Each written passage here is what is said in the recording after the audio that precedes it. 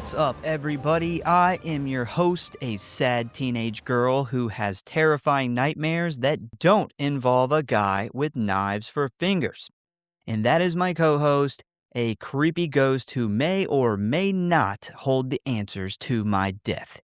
And welcome to the Grindhouse Syndicate, where today we are heading down under again for one of the most unique and quietly devastating horror films you will ever see, Lake Mungo from 2008. And I'm going to be honest, because this movie is so fucking sad, I had a really hard time coming up with the intro. I Yeah, was like, I man, everything I I say wouldn't feels inappropriate. I wouldn't watch it before I came up with the intro, that's for sure. Yeah, Like, I well, I wouldn't did. I wouldn't, like, watch it and then, "Okay, let's" the first thing I do, write an intro. Oh, it was rough. Man, I love this one, but it does absolutely leave you with, like, a sick, sad feeling in the pit of your stomach, and, man, a filmmaker is doing his job when he does that. This one definitely accomplishes every bit of pulling emotion out of you. Yeah, so, this was your pick for this week, and as you know, I have a love-hate relationship with this movie. I absolutely love it. I love everything about it. I was genuinely floored the first time I saw it. It's like hit me like a ton of bricks. Like I couldn't get the movie off my mind for at least a week. And for anybody who has ever experienced any kind of like deep grief from the sudden death of an immediate family member, like this movie strikes that chord. It's like a dagger. But yeah, with my love-hate relationship with it is like I love it, but I can only watch it from time to time because it puts me in a depressed mood. This movie affects me in a way that 99.9% of other films don't or can't. And a matter of fact, a really good example of how much it affects me is I ordered the Umbrella 4K limited edition box set like immediately when it became available. I actually ended up with number 42 out of 8,000. It actually came with like a copy of the Joel Anderson's original script and everything. It's an amazing box set. I didn't open it until this week. I've had that thing for months and literally just didn't watch the movie because it just fucks me up. Yeah, that's bad on a box set because I get a movie and I I'm won't I excited. won't Yeah. open it until I watch that movie again, but, uh and thanks for putting this out there, just trying not to get it sell out, but, um, yeah, like a box set, especially from a company like Umbrella who will do very unique things to the movie in their box sets, that's one that's like, you don't have to be watching the movie, it's like Christmas when you get the box, you Yeah. get to open it up and look at all the cool shit that came in it. Normally, if I get a box set, I watch the movie within the first 7 days of getting the box set. Sometimes you're too busy, you gotta put it off for a few days, put it off to the weekend. I didn't watch this movie the whole entire time I've had it. It just affects me drastically. Yeah, it's a special one. I don't directly remember the first time I watched it, but I do remember watching it, and you later on had mentioned it being a really good movie, and I was like, "Oh, I need to check that out," and then I obviously was like, "Hey, I've seen this before. This is a really good movie." And then I watched my second sight copy, and there's a point in the climax of this movie that I just forgot plot-wise, like, what happens, and it fucking got me again for, like, the 3rd time, and that part of the movie is so unique, ingenious, and genuinely fucking horrifying to me. Like, although this movie is not, like, scary in the sense of your normal horror movie, the idea behind that and the potential realism behind that, Yeah. then just how shocking and jarring it is, because my brain goes in a different direction when you're about to find that out. It stuns me every time, and it's really fucking scary. If you're one of those people who will put yourself in someone else's shoes, in this particular movie, in the family, the Palmer family shoes, It's devastating, it's horrifying, and then when I researched and wrote this movie, actually discovered a big chunk of something at the end that I fucking missed that just made it hit even harder, just didn't wanna do shit after that. I was like, "Man, I'm bummed." Yeah, I need to go I outside and look at a rainbow or some shit. not sure that we've talked about the ending. I can't imagine there being anything that you're gonna hit me with that I missed on this, but if it's what I think that you're going with, the ending is just so geniusly Yeah, written. yeah, It's really interesting, and it feels so real. It has the similarities with the Blair Witch in that it was improvised, and I don't think there's any way that you can get realism out of actors like you can with a movie like this or Blair Witch without it being improvised. Or letting the actors, giving them guidance, but letting them speak with through their own personality and how they would say something. you can get 1 or 2 actors in a normal film to be able to make it seem like their lines are improvised, but you can't it would be almost impossible to get a whole fucking cast that Yeah, could pull it off. and something like The Blair Witch, or especially this being a mockumentary, you have to have that with everybody. Yeah, everybody. And then also with the Cannibal Holocaust, with it being a mockumentary, kind of the Blair Witch, this was actually what the Blair Witch was supposed to be. The actual woods was only supposed to be The part, yeah, like part of it. like the lake part of this movie. It was like 10 minutes. They actually And mention so Eduardo Sanchez, who did The Blair Witch, literally mentions in this documentary for this box set that very thing of, "We tried to do this, and it was just too fucking hard. I don't know how they pulled it off. That's why we had to go with the woods footage."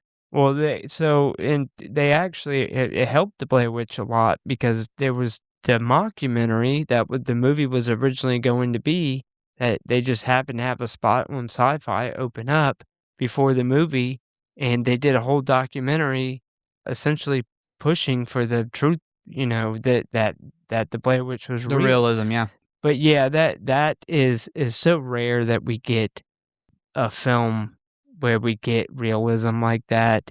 And then I think that this movie, with the timing, with the rise of true crime documentaries, like this was Perfect 2008, timing, yeah. like it was absolutely perfect timing for this movie. Um, it's the way they let out strategically. A good documentary filmmaker will strategically let out information as the documentary's going on. Breadcrumbs.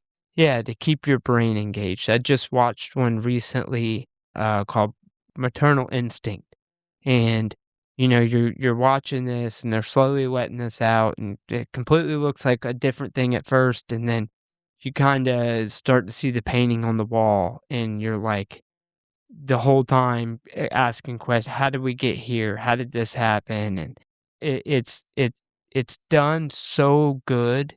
There was actually a filmmaker, I don't remember his name or which one it was, but it's on the second site release, and it's 2 filmmakers actually talking about the impact of this, and one of them made a really good point that this is essentially never before seen best episode ever of Unsolved Mysteries. Oh, that's great. Oh, I love that.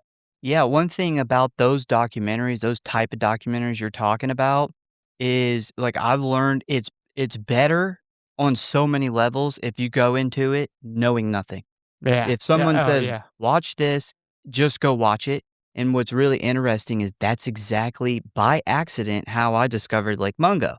I was looking for a good found footage movie besides, all the ones I've already seen. I caught it on a list. It was, like, the only thing on the list that was both I hadn't seen it and I could stream it on the stuff I had, and I watched it, and what you referenced earlier was I watched it, and then I immediately went in there and was like, "You've gotta watch this fucking movie." And then I made the drastic mistake of watching it when you guys watched it that very night, but I had no idea what this movie was about, and I just went into it, and I spent big chunks of the movie like, "Where are we going?" Yeah. And it kinda leads me to my next point, like, I wanna tell everybody, if you haven't seen this movie, I highly recommend you hold off on listening to the episode. Go watch the movie first. It's actually really easy to find right now, but there are some really amazing twists in the story that I don't want to spoil for somebody who's never seen it. I think this episode is one of those where it's better after you've watched the movie than necessarily before, because in my opinion, this is kind of more of an experience because they do such a good job with the realism and how realistic it is. I think it's more of an experience than just a story, laid out in story form. But yeah, it's definitely not your standard ghost story. And I think that you should definitely see the movie before listening to this episode because we're going to spoil the fuck out of it. I agree with you, but definitely come back and listen to the Oh, oh, episode. 100% because I have some things that I am very excited to tell everybody. Some really cool behind the scenes stuff that really makes it make sense of how this movie was so realistic and how there was such good performances because it wasn't just directing or how they set the scenes up. There are some mind-blowing events that happened during the making of this movie that I really excited to talk about. And before we go into it, I got two quick questions for the listeners before we get into it. The first is for our Australian friends. I want to know how well is Lake Mungo known in Australia? Like, do Australian horror fans like prop this movie up as, something that they're very proud of? Or is it like a underground, like you got to be more of a hardcore horror fan to know about Lake Mungo? And the other question is basically for anybody listening, I want to know about your experience watching this movie for the first time. Did you think it was a real documentary? Was it a movie you just randomly put on to kill time and it like sucked you in? But most importantly, like just what effect did it have on you after you finished it? Because I've seen a couple different major filmmakers talk about this movie and I was relieved because they had been hit like a ton of bricks as well. So it's not just me. Yeah, that's a really good question because where you have, big time people like Mike Flanagan talking about the impact of this movie. And it's really hard to judge as a horror fan, how big it is here. I just know that it's big enough to have people like that talking about it. But I'm curious to know, did it loop back around and get to Australia, or is it just kinda dead there? They should be, extremely proud of this movie. This is a great movie. But with that being said, are you ready to dive into Lake Mungo? Well, I don't Honestly, think yeah, we're gonna I don't do know the if I am either. dry lake bed, hiding some awful secrets, but yeah, let's do it. All right. Hello, boys and ghouls. If you want to stay up to date on what's going on with the show, talk about or submit your movie requests, or just say die, then I got good news for you. You can always find us at one of our social media accounts or our official website at grindhousehorrorpod.com, Facecrook at the Grindhouse Syndicate Horror Podcast, Instascam at grindhousesyndicate.horror.pod, and many gore, which you can always find links for in the show notes as always. And you know what I always say, the morgue, the merrier. So please subscribe or follow for alerts on new episodes. Now, back to the show, kiddies. Frights, camera, action. And if you really love us and don't want us to go camping in a lake where we run into a waterlogged, decrepit, creepy ghost, give us a review. That one was also really hard to come up with because I didn't want to give away any of the story. Yeah. Yeah, it was challenging. Yeah, I probably would've done something else there, but fuck it. Yeah. It's a ghost movie. So Yeah. there you go. So Lake Mungo is a 2008 Australian psychological horror film written and directed by Joel Anderson. And get this is still to this day Joel Anderson's first and only full feature film. He did come out of his, somewhat retirement to executive produce a amazing movie called Late Night with the Devil. So that was a really awesome fact that I actually learned this week.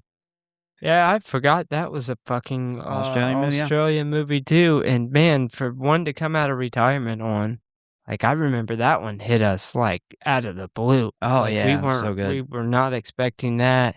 I think that release helped make Shudder on the level Shudder is now. So, yeah, what an awesome one to come out of retirement on. Yeah. So it stars Talia Zucker, David Pledger, Rosie Traynor, and Steve Jordell. It was produced by Georgie Neville, David Rapsey, SBS Independent, and Screen Australia. It had a budget of $2 million and a box office of just $29,000 with a very limited theatrical release. The story follows a family trying to come to terms with the loss of their teenage daughter Alice after she drowns in a dam during a family swimming trip, where they then start experiencing potential supernatural events they can't explain. So, Joel Anderson became really good friends with a man named John Brawley. And the reason this friendship took off was because they discovered they both had a very similar taste in these kind of independent type films, which, of course, led to these guys eventually getting together. It's like every movie fan and wanting to make a movie. Yep. If you Uh, make movies, I'd imagine that would be, like, you got 2 skateboarders get together, start talking about I want to skateboarding, build a ramp. yeah, you wanna go skating together. I mean, me and you've endlessly talked about, man, we want to make a movie. That'd be I great. actually recently revisited the idea of building a ramp. Oh, I thought you were going to say recently was like, I Uh, think I'm going to make a movie. it's gotta be a small one because I can't afford to miss work with having kids, but, Yeah, yeah, I guess the fortunate thing is for people who skate, it's a lot cheaper than lot. going to make a movie. Yeah. So, by the way, Brawley actually ended up shooting this film for Anderson as well as having a huge hand in the production.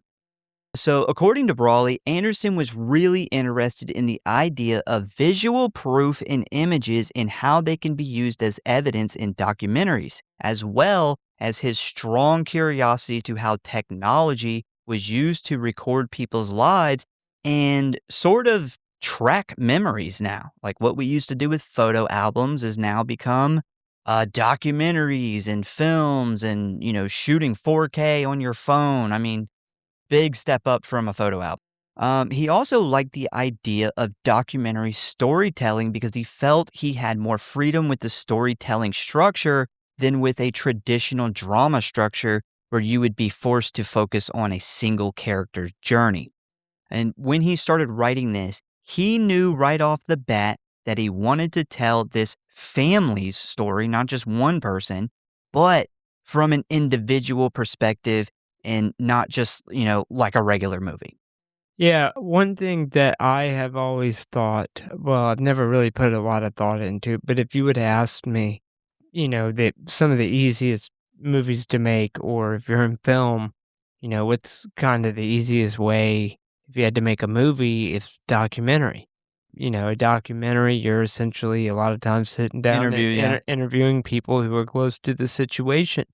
But this movie actually made me do a lot more of a deep dive and realize the difference between a documentary and a documentary done by somebody who is a really good storyteller. Yes. And to take all of those interviews and edit them in a way that tells a story that slowly leaks out information that keeps people engaged the whole time is a lot different. And it gave me a bigger respect for people who do documentaries and all these the age of the Netflix documentary. Yeah, it's also really challenging because you as a director, you can't control what the person on screen is going to say. Yeah, You yeah. can't stop them and say, "No, I don't want to release that bit of information yet," or "I don't want that part of the story to come from you." You have to just let them talk. You can do some stuff with editing, but it's not like a director who goes tells his actor, "I don't want you to say that," or "I don't want you to say it like that." Yeah, You well, don't have control over that. you do have control over when information's let out, and I think that's the whole thing is the edit. Like, the edit is the You have to biggest be very part, careful. but you have to and I could only imagine how many times a, director making a documentary sits down and watches edits and makes changes Yeah. because you really have to put yourself in the perspective of not only an audience member, but an audience member who's never heard this story before. So Anderson also knew that he could pull off a documentary style film with a very small budget. And as we recently learned from the Sean Byron episodes, it is very difficult to get a movie funded in Australia, especially if you're trying to make a medium to large budget film. So he sits down in 2005 and he writes this screenplay that included almost no dialogue, where he would instead have the actors improvise all their lines in response to questions that Joel himself would ask, essentially allowing him to steer the actors into the direction that he wanted naturally. And interesting fact about this is despite not really being seen in the movie, the documentary crew kind of becomes characters in the film itself, with Joel actually being the voice of the interviewer you hear from time to time. Yeah, he's Mm, technically in the movie. He's a character in the yeah, movie. I didn't know that. Yeah, the couple questions I think there's like 3 or 4 times you hear him ask a question to one of, like, the Palmers. That's him. So, he writes this script and he starts shopping it around, asking for around $200,000 to make the film. But a producer named David Rapsey found the story to be so amazing and emotional, he offered to help raise $2 million for Anderson to make the movie. And how he accomplished this was by raising the first million themselves and then reaching out to Screen Australia, which is, we talked about it before, this like where the government will help fund a project. And so he reaches out to them and asks them for the other million, and they granted it to Anderson because this was his first film. I don't know if it's still a program, but back at this time, if you were a filmmaker and you could get enough backing, they would give you, X amount of dollars. I don't know if it was $1 million each time, but they would give that to you if it was your first film to get you off the ground. It's like a federal grant. Yeah, it is. It's essentially your federal grant. They actually helped fund Late Night with the Devil. I don't know if you remember from that episode. But anyway, yeah, boom. Now they have financing, but this time with a way bigger budget than Anderson planned. So once they get the financials figured out, it's time to start looking for a cast. And because this is a fake documentary, Anderson, of course, wanted unknowns for the project. So he hires casting agent Rosie Trainer, who he had worked on some other productions with in the past. And she ends up picking a child TV actor named Martin Sharp for the role of Matthew Palmer. And Sharp, for years, played on this goofy kid show about a teenager who was a secret spy or some shit like that. It's very cringy. And they showed a few scenes in the documentary I watched, but it just looks like a cheaper version of Disney's The Famous Jet Jackson. You remember that? Yeah. I was about to say that sounds Oh, yeah. like a '90s Disney show, but I wasn't saying that as to anything in particular, but I that was like my brain was picking up on The Famous Jet Yeah. Jackson without actually pinpointing that it was an actual show. Yeah. So anyway, this casting choice ended up becoming very important because when it came to finding an actress to play Matt's sister, Alice Palmer, Martin had the perfect person in mind. Talia Zucker, who spent years playing his love interest on that same kid show. And after a few auditions, Anderson gave her the part. Basically, one thing Anderson really loved about them was they already had chemistry as almost brother and sister because they had literally been working on this other show together for years and kind of hanging out behind the scenes, kind of almost developing somewhat of a sibling relationship. Yeah, that's interesting. I wonder if maybe that causes Lake Mungo to hit a little harder in the US in other countries. Because if you sit down and you watch this movie knowing nothing about it, you can immerse yourself because it's done so good, you don't have to immerse yourself, you automatically do into this being a It pulls you in, yeah. documentary.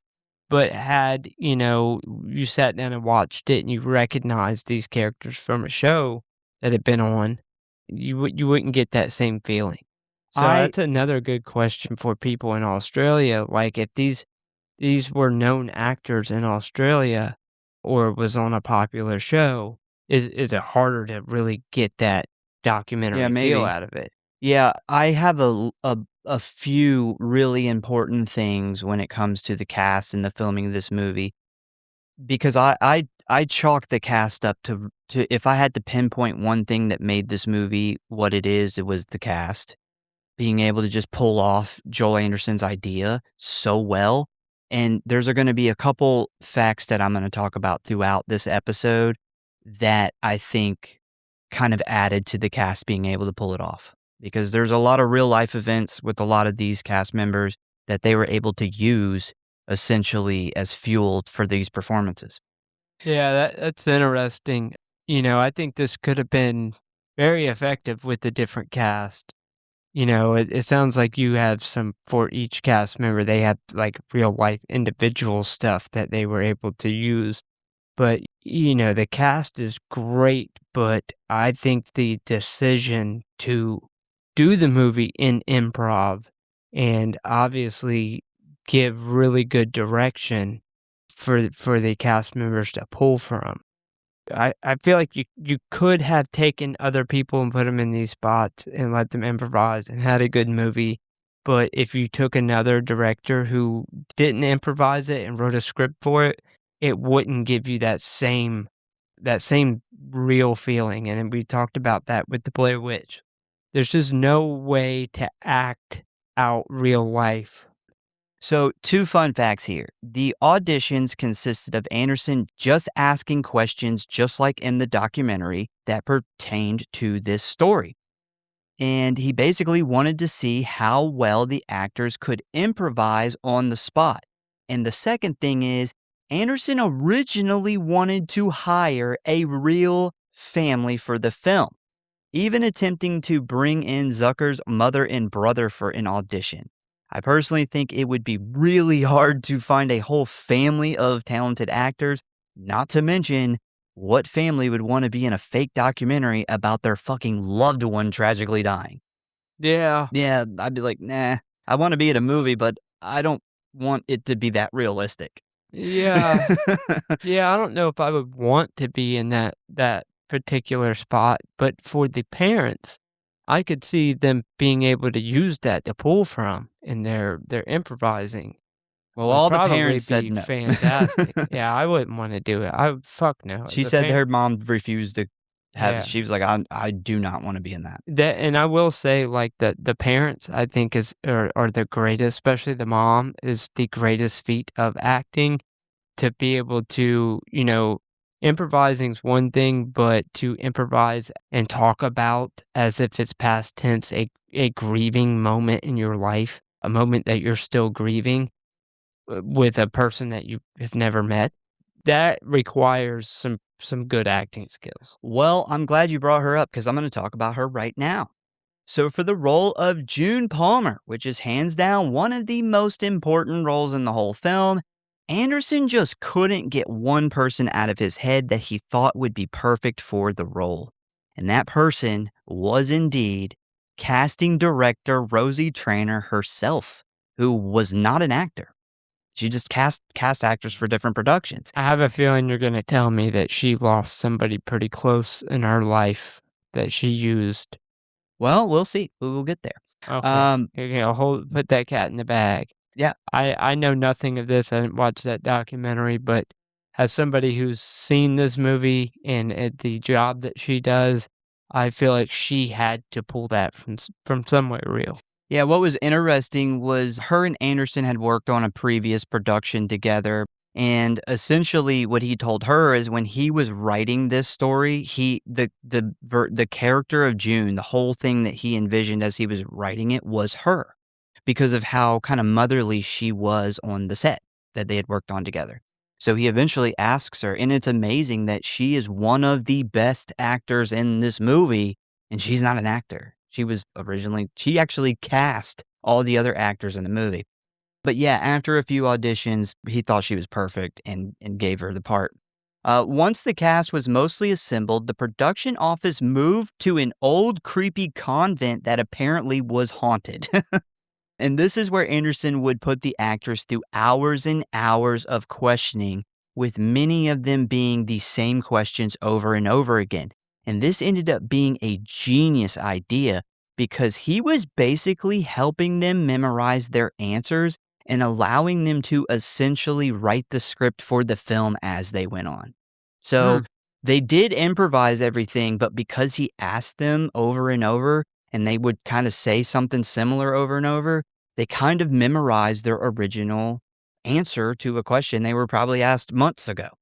And Yeah, yeah, it was that was genius. really smart to Yeah. as far as, if you're gonna improvise something, you want it to come natural, and if you've asked this person that question 2 or 3 times, they've already crafted the best answer, they've already thought this over, so it will come off a lot more natural. Yeah, I had no idea about that. I think that the idea for a first-time filmmaker to decide to do a movie and put it in the hands of a cast to improvise it is an extremely brave decision from the get-go, and then just hearing little ideas like that is even more all the more impressive.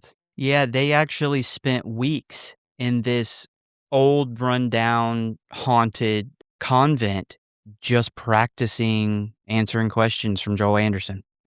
So, when it comes to where they would shoot the movie, many places were scouted, but the small town of Ararat gave off the perfect creepy vibe the production was looking for. And one of the reasons why Ararat is kind of creepy is because their main two attractions that they are known for is an old jail that used to house some of Australia's most criminally insane prisoners, which is, of course, now shut down, considered very haunted, and does, still to this day, offer ghost tours. But the other thing that it's known for is a new jail that houses even more of Australia's most disturbed criminals. Despite this dark history, apparently the people of Ararat were very welcoming to the production, many of which actually appear in the film.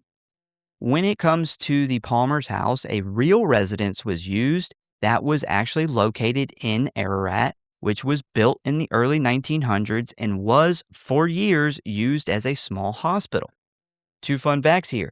The owner of the home has never himself experienced any ghosts in the house, but he did say that he had a psychic visit him once who told him that there was a ghost of a man and a young girl who haunted the property. And the second one is they brought in one of the art director's teenage daughter to decorate most of Alice's bedroom in order to give it the real teenage girl feel. Hmm. Yeah. So once everything was up, filming was completed over the course of 5 weeks using many different camera sources, including handheld digital, 35mm film, and even Super 8. Another benefit to the production was the inexperienced crew chosen to shoot the film, which allowed them to make all of these small mistakes you would actually see in a real ghost or true crime documentary. They actually stated that they probably couldn't have pulled it off as well with a very good, experienced crew. They needed a inexperienced young crew to make these little mistakes. Yeah. Mistakes or genius moves, like your lead production designer essentially subcontracting out your job to a teenage girl. Yeah. Yeah, matter of fact, she did that whole I think they, like, traced her body and all that. She did the big picture of the body or whatever. Yeah, that was something she personally made. Do you think he paid her some of his salary I for have no doing idea. part of his job? No idea. So Lake Mungo premiered at the Sydney Film Festival on June 18th of 2008. Hey, somebody's birthday. Then in March of 2009, it premiered at the South by Southwest Film Festival in Austin, Texas. On March 13th, it was shown at Wagga Wagga, which is another film festival. Then in March 17th, it was screened in the UK at the London Australia Film Festival. And finally, on January 21st of 2010, took a long time, the film was shown at American After Dark Horror Fest, where it was then revealed that it would be distributed by Lionsgate and After Dark Films. It was like over a year or two, almost 2 years later, that it finally got distribution. So thanks to this deal with Lionsgate, it eventually found its way onto streaming sites like Netflix, where it slowly became a cult classic and a heavy hitter amongst the found footage documentary style subgenre, receiving rave reviews from critics and horror fans alike. Since then, it has been featured on Rotten Tomatoes' top 100 best found footage films, Entertainment Weekly's 25 best found footage movies of all time, Fangoria's 15 scariest found footage films after the Blair Witch Project, and Screen Rant's 20 best found footage horror movies. It's actually on a ton of best of lists. I just didn't want to sit and list them all off. But yeah, despite not getting a big theater release, it's still pretty loved by the horror fan base. And I didn't know that Lionsgate did it or did the distribution, but I feel like Lionsgate could have done something with this. Well, they didn't. They picked it up. I believe it was just for streaming. They didn't do any physical copy versions. I mean, they did very little with it. Yeah, It didn't even get a theater run. that's what I'm saying. Like, I feel like Lionsgate, obviously knowing how good of a movie this was, I feel like they could have done something with this.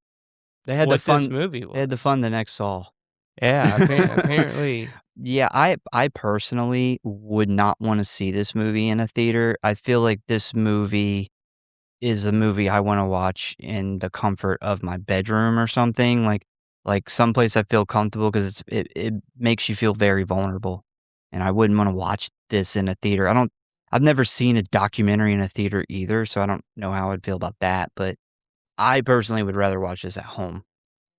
So, despite most fans discovering this film through streaming, two fantastic physical media versions have been released as of the recording of this episode. And this includes Second Sight's limited edition Blu ray box set and Umbrella Entertainment's 4K 3-disc collector's edition, marking the film's first 4K restoration. Which, by the way, both of these are amazing releases, which we used to write this episode. I personally think the Umbrella release is like the one with the most information, mostly because of you get a copy of the script and the 3-hour documentary, but you can never go wrong with a Second Sight release. They always do amazing work, and 9 times out of 10, Second Sight would be the better choice, just not this time. Yeah, yeah, I own one, and I'm the one who owns the second site, and after just you telling me what came on the Lake Mungo, I can tell you I will be purchasing the Umbrella one. So that's not like picking your favorite here. No, No, it's definitely the number one release of this is Umbrella's undoubtedly. And I've seen Second Sight and Umbrella because they seem to go hand in hand with mhm, releases, and I've seen them up against each other many a times, and Second Sight almost always beats them out on I agree. on interviews. They almost always interview those They dig up more stuff, yeah. 6 or 7 people who really, really make the difference in a movie, but what Umbrella did was untouched. Yeah, I think that, I'm pretty sure that this whole entire episode was written off the box set. I don't think I used a single other resource besides the actual people who made the movie. I do think that Second Sight may have been a little overwhelmed because Second Sight has a list of cinematographer, your production designer, your whoever did your sound, your composer, your writer, your director. They almost all of their releases, limited editions, hit the same group of, like I said, 6 or 7 people who really touch a movie, and then this movie being a mockumentary found footage, they didn't have that list Ooh, of yeah, you get all those yeah, people in the yeah. umbrella. So they actually pulled a couple of the cast members and then a bunch of other filmmakers talking about it. and Umbrella put together a whole documentary, as well as Umbrella is an Australian company, so Yeah. they probably had easier access to these people. They literally had people, like, down to the fucking makeup woman was literally in the documentary. I mean, it was a 3-hour-long documentary, and it's very recently done. I think it was done last year. But yeah, I highly recommend both of these if you're looking for a physical copy and you love this movie as much as we do. Definitely get a physical copy. This thing is streaming rights mostly, and it hops from streaming service to streaming service. Just get a physical version. You don't have to get the box set either. You can just buy the standard film. But yeah, so ratings. Rotten Tom, 96%. I like it. That's good.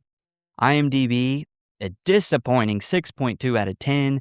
Letterboxd, I don't know what you're smoking over there, but they gave it a 3.3 out of 5. And there is actually no Google average audience rating because you cannot rent this movie from Google. Surprisingly, they have like everything. If you would like to watch this movie, you can currently find it streaming for free on Tubi, Plex, Amazon Prime, and you can rent it on Fandango at home for $3.99.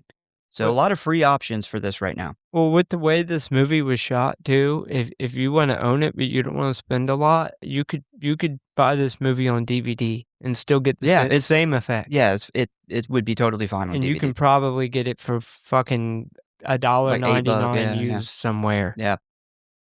All right, so you ready to dive into the plot of this ridiculously depressing sad story? I am. All right, so we start out by looking at some creepy old photos with ghosts in the background as we hear the voice of a young teenage girl say, "I feel like something bad is going to happen to me, like something bad has happened to me. It just hasn't reached me yet."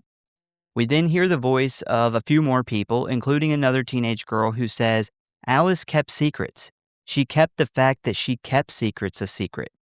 We then get a picture of a family of 3 standing in front of their home posing for a photo. And this is a super important photo that looks totally normal here, but this will come back up at the very end of the movie. Did you catch the awesome, creepy old ghost picture intro? Not only is that just like a really cool way to start your movie, but it is some really, really good foreshadowing that these pictures that they chose are very much of the early 1900s, back when the famous ectoplasm ghost pictures Yeah. came out, and those were famously proven to be faked, which is a big part of this storyline here. Yeah, it is. That's a good I don't point. know if you caught I that. did not even think about that. It's a Yeah, good it's point. awesome foreshadowing. Well, the thing I figured too is because all these photos are basically people that are sitting for a picture that have no clue that there is a ghost there with them. And that was kind of the primary thing that they're showing with these, but that is a good point. No, so I looked up some of the old ectoplasm photos, and the pictures that they use in the beginning of this are very, very, like, obvious ghost pictures, and a lot of those, early 1900 ghost pictures were famously there was a bunch of famous cases of them being debunked and proven to be fakes, and I just think that there's no way that that wasn't purposely Could have been, yeah. crafted foreshadowing for what is a big part of the early part of the story. So after that, the screen fades to black, where we get a bit of information that says, in December of 2005, a tragic accident began a series of extraordinary events that thrust a grieving family and the small Victorian town of Ararat into the media spotlight. And this film is a record of those events. Little bit of Texas Chainsaw Massacre there. So immediately after that, we hear an emergency call from a woman named June Palmer on December 21st of 2005, claiming that her daughter Alice has gone missing after some swimming in the local Norville Dam, which is where our story really begins. And before we dive too far into this, I want to introduce our main characters real quick. The Palmer family. First, we have June, who we just heard on the emergency call. She is an Australian woman in her mid-40s who works at a hospital part-time as well as a library part-time and is the mother of 2 teenagers. Next, we have her husband, Russell, who is an environmental scientist working at a nearby facility, which is actually why a few years before the family moved from Melbourne to Ararat, where this story takes place. Then we have their two children, Matt and Alice. Matt is the oldest of the two teenagers and is an amateur photographer, which becomes very important to this story later on. And from everything we can gather, the Palmers seem to be a loving and close family that are completely normal in every sense. That is, until 16-year-old Alice goes missing after her and Matt go swimming in the Norville Dam one afternoon. And basically, what happens here is the event that sets this whole thing in motion, which is Matt and Alice. They're out there swimming in the middle of this dam when Matt gets cold and he decides to head back to shore. And after a few minutes, he notices Alice is no longer in the water. He then alerts his parents, who immediately start looking for her, where they eventually come to the conclusion that she never got out and appears to be missing under the water, which is where we then get that emergency call that we heard at the beginning. We then see a news report showing rescue divers and police on the scene searching, but unfortunately, they don't immediately find Alice or anything pointing to what happened to her, which leads to the family being told to go home for the night, where we then hear June describe how hard it was to just drive home knowing there was now one extra empty seat in the car. So one thing I want to point out that I thought was really cool, if you're wondering why the rescue people and the news reports look so realistic, I have an answer. It was because the production reached out to real local newscasters and law enforcement, where they actually got them to come out during their time off and do these scenes.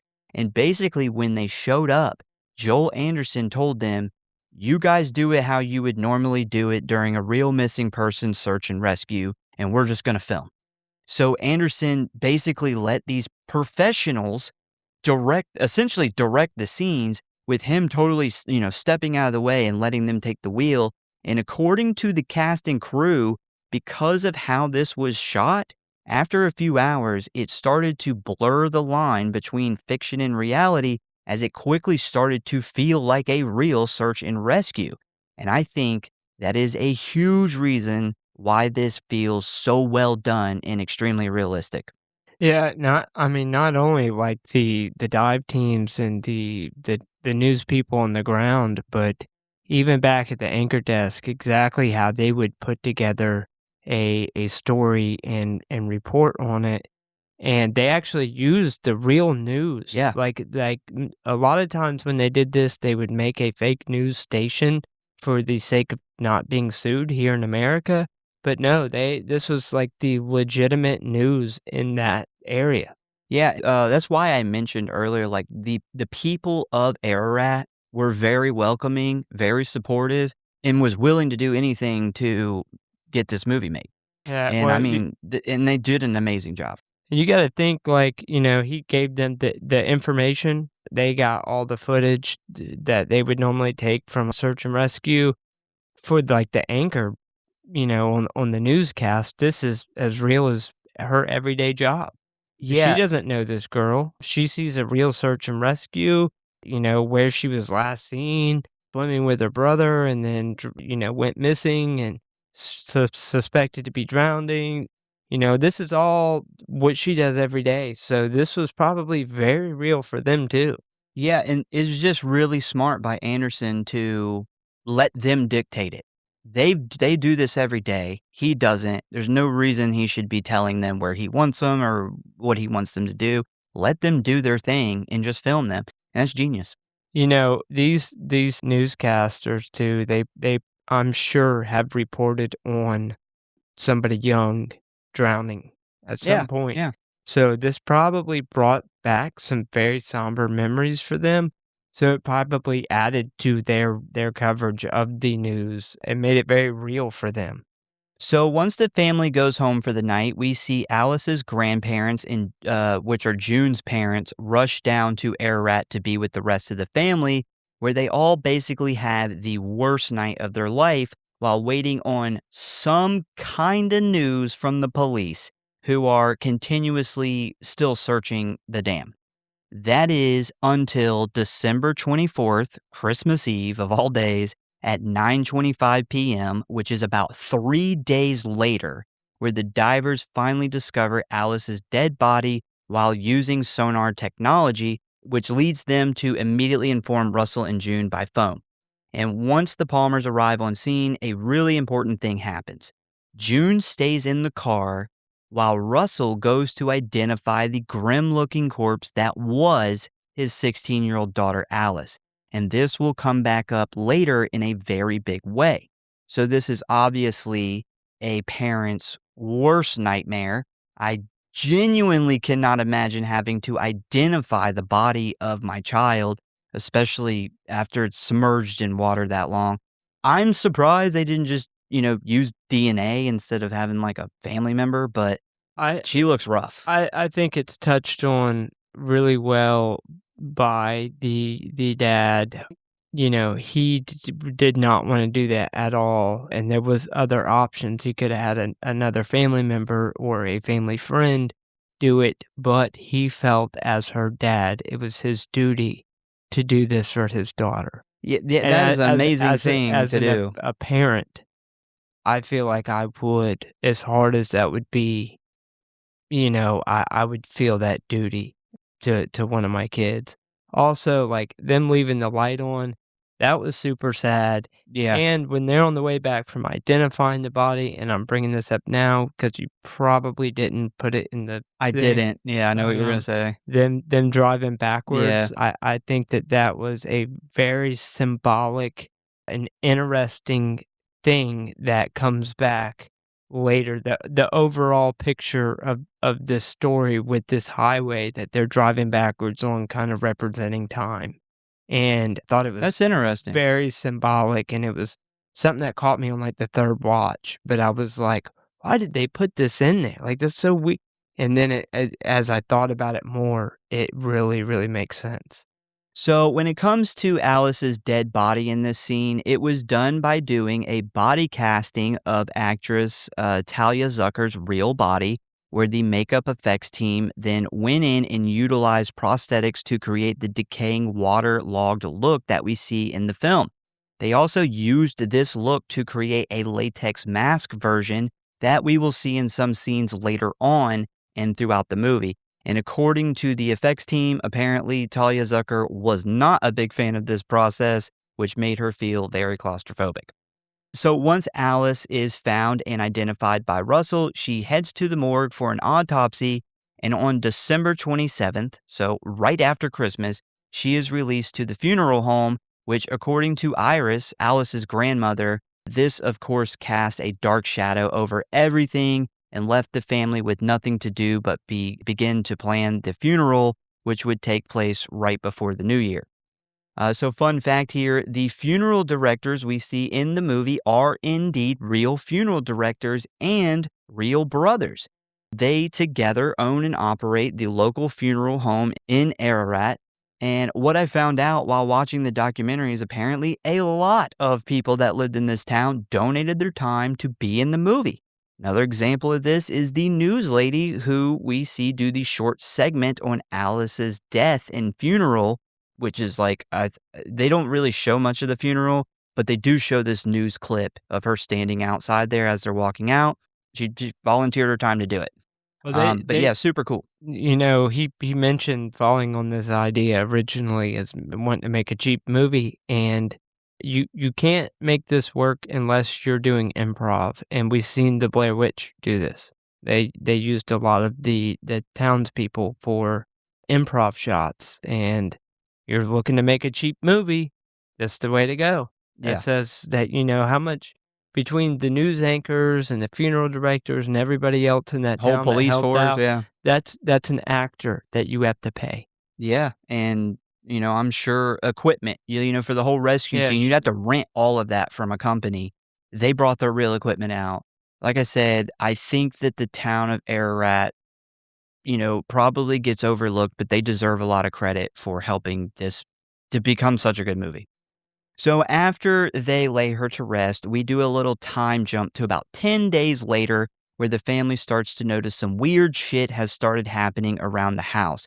Specifically, like noises from the roof, sounds coming from the windows, random sounds from Alice's bedroom, as well as her bedroom door slamming.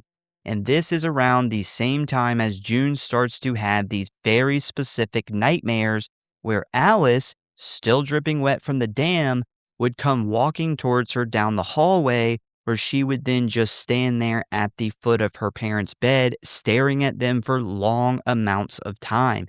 And this would terrify her so bad that she didn't even want to open her eyes when she woke up. And this went on for so long that by the time mid February rolls around, June has resorted to going for walks late at night around the neighborhood for hours at a time. And this essentially leads to June actually breaking into other people's homes, not to steal anything, but just to be inside someone else's life for a little bit. This actually resonated with me a lot because, I've had a couple moments that were, tough in my life, much like anybody. And when you're driving through your neighborhood at night and you pass by houses that have their curtains pulled back and you can they got their lights on, you can see them in there, just as you're passing by.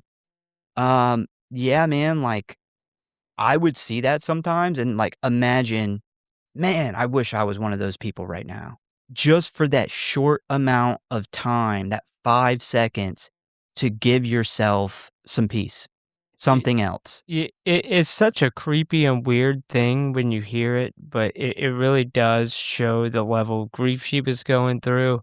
One really good example that you might relate to. I remember when we were going through basic training and Fort Sill had the interstate going over it, and Oh, I would yeah, see yeah. people driving to work in the morning, Imagine being and one of thank them. God I would do anything to be one of them and have the freedom to Yeah, go to work or not, or to, go just to the store and just be buy driving. buy a Yeah. drink, a soda, anything, to not be, getting fucking doing push-ups all day.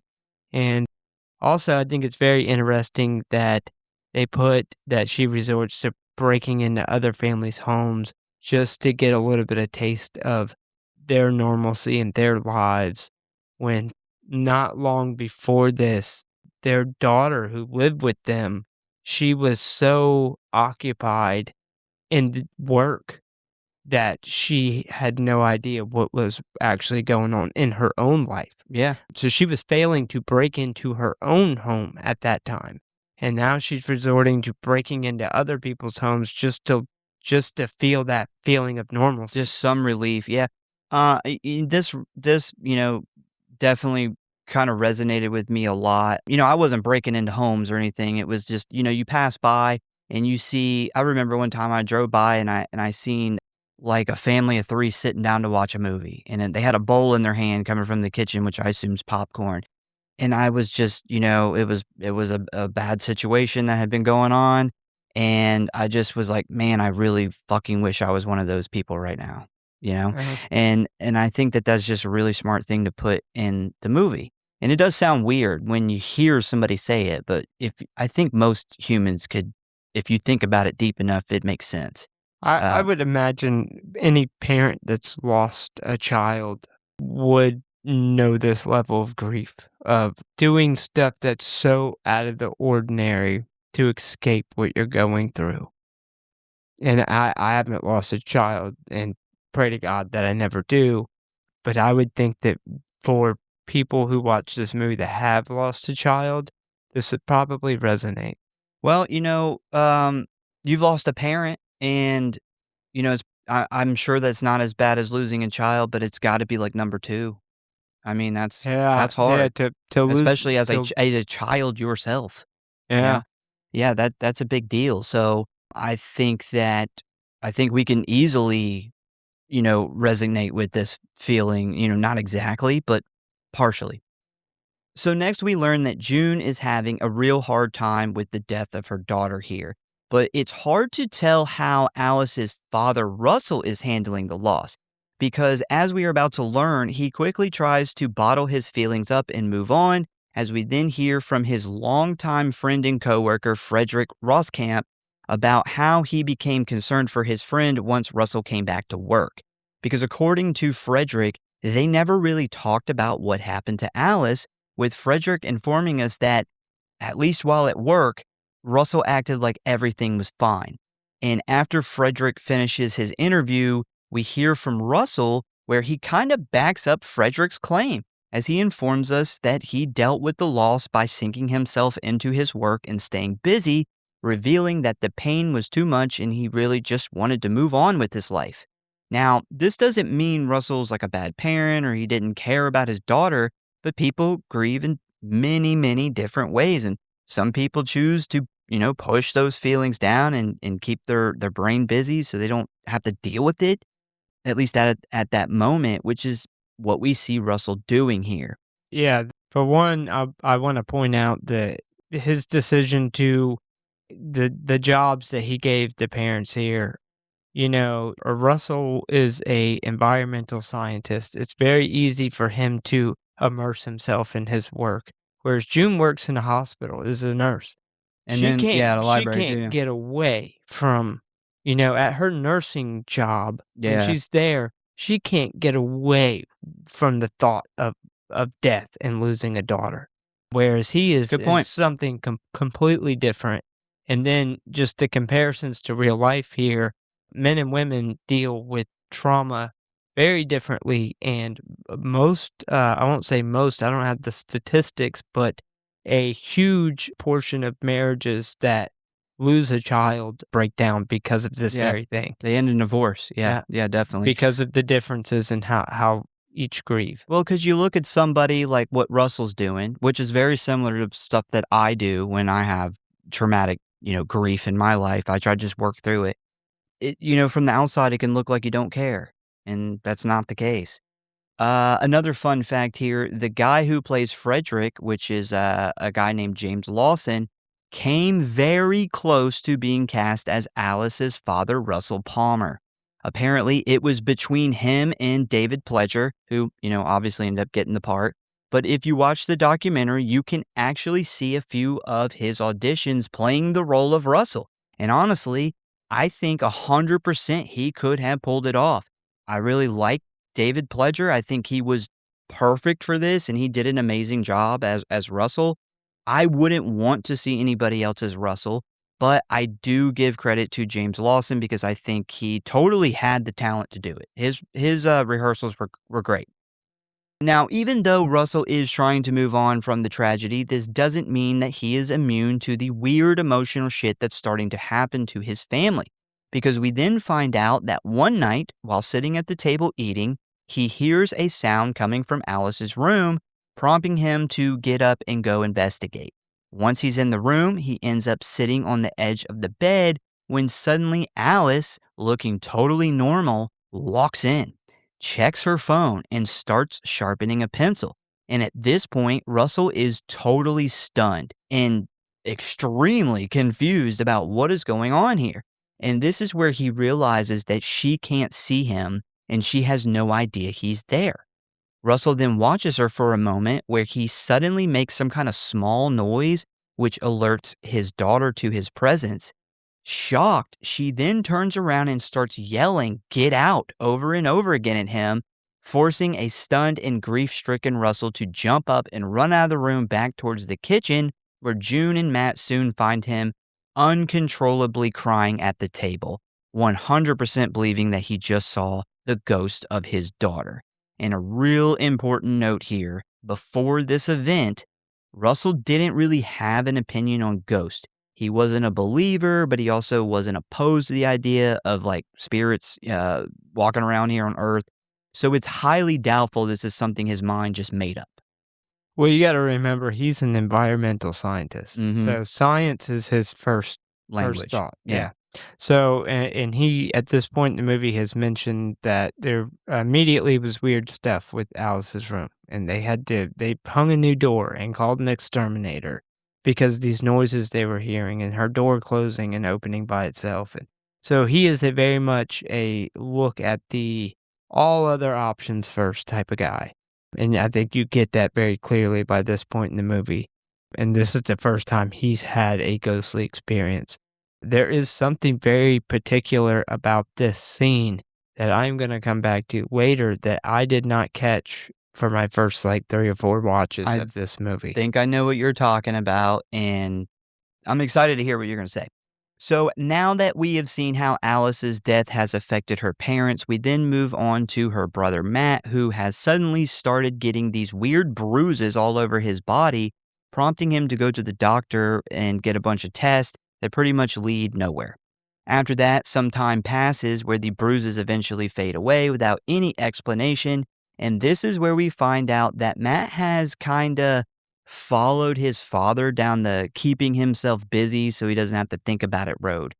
And in order to keep himself distracted from the situation, he ends up getting way more into photography, which is something that he had been interested in for the past few years. And this eventually leads to a job with a professional photographer who takes him on as an apprentice. And this is where we find out that he had been taking a picture of the Palmer's backyard from the same spot using the same settings every 3 months for the past 3 years. But on April 28th of 2005, Matt snapped a photo from his back porch that would change everything. Because this time we see a somewhat transparent image of Alice standing off to the side looking right at him.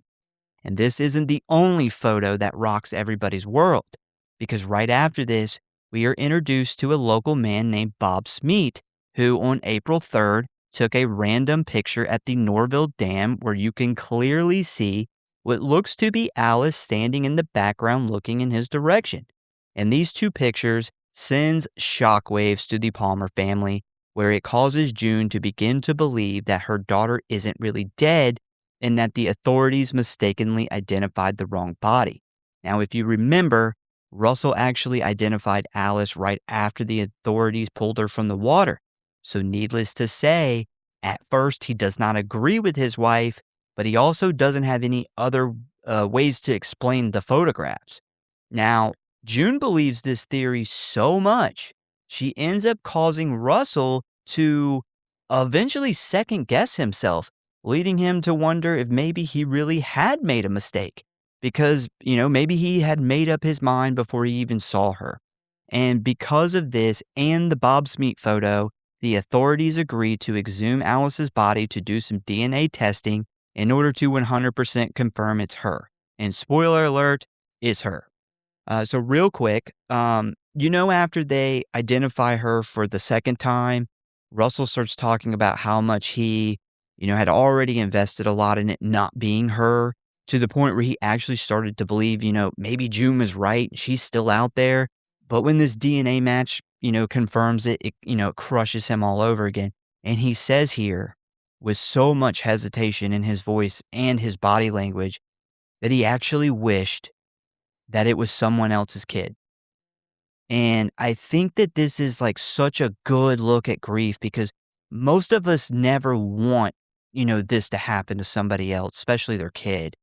I personally, wouldn't wish for anybody to bury their own child, like not even my worst enemy. But at the same time, you don't want it to happen to your child and your family. And it puts you in this emotional corner where you're almost forced to hope it happens to someone else. And this really fucking sucks. And it doesn't even matter. Like, you're not being forced to make this decision. It's just a trick your brain is literally playing on you. I think it's very much after the fact because at first he's like, I knew one thing she didn't, and that's that she was dead. I've seen her. And, June makes the comment that he said, you said yourself it didn't look like anybody anymore.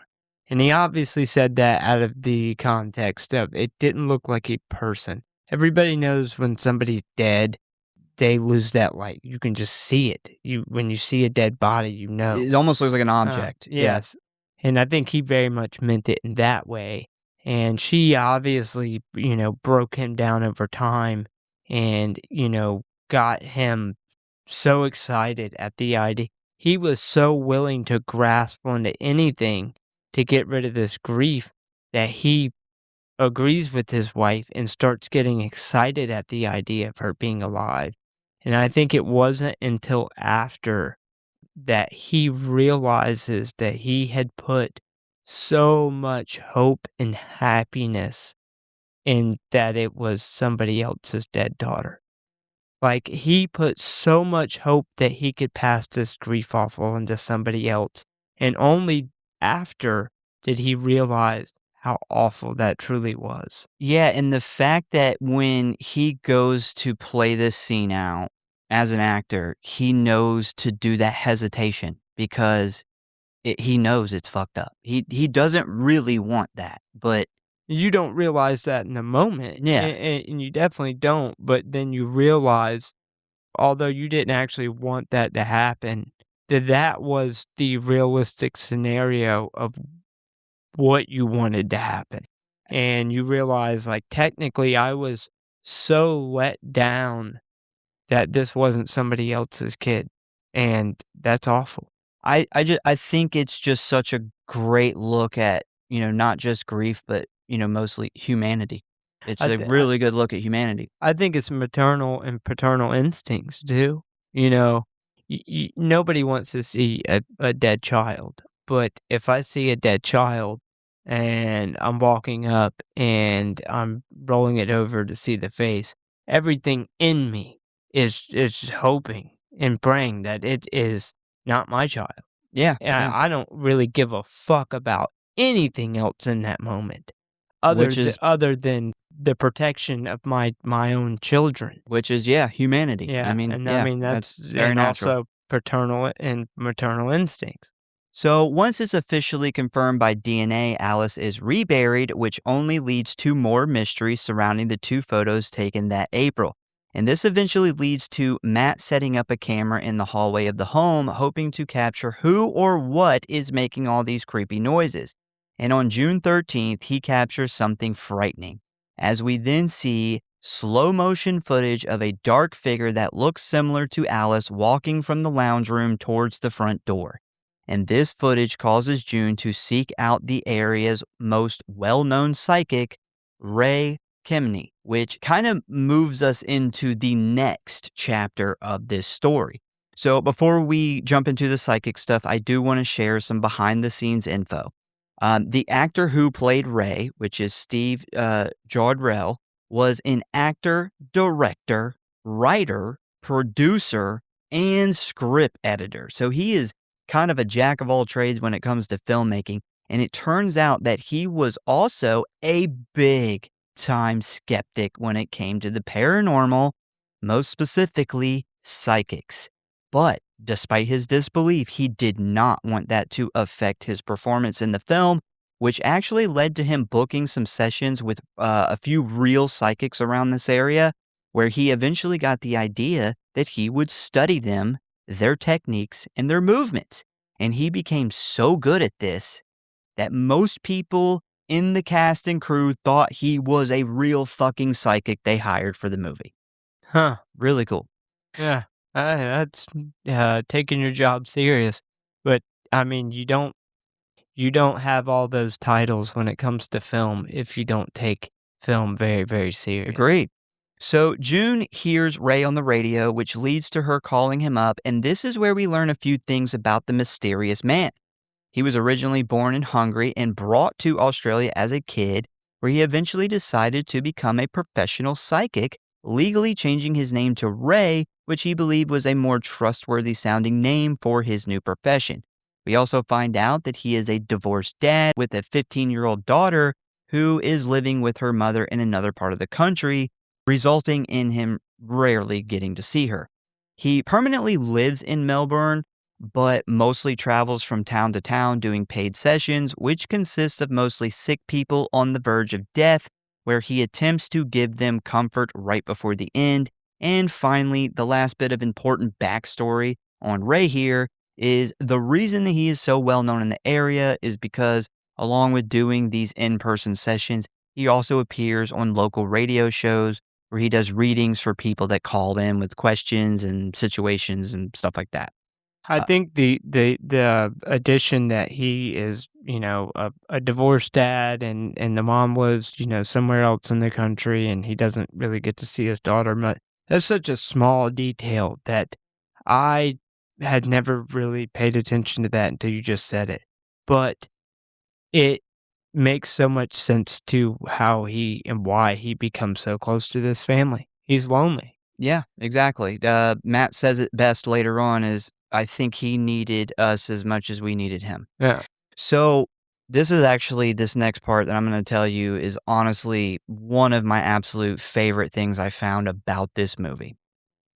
So, one of our first scenes with Ray in the film is him in this hotel room setting up a camera when suddenly a woman knocks on the door. He quickly lets her in and he invites her to sit at the table where they eventually begin talking about something. And a few minutes into this scene, we find out that this woman here, despite being fairly young looking, is about to die from some kind of terminal illness. And Ray ends up comforting her in a way by telling her that death is not really death, it is just the start of something else. And the reason that I bring this up, it's a very short scene, not very Yeah. important, but the reason I bring this up is because this is one of the first things they filmed with the actor who plays Ray, and I learned that there was absolutely no setup for this scene. There was no rehearsal. There was hardly any direction from Anderson. Just roll cameras.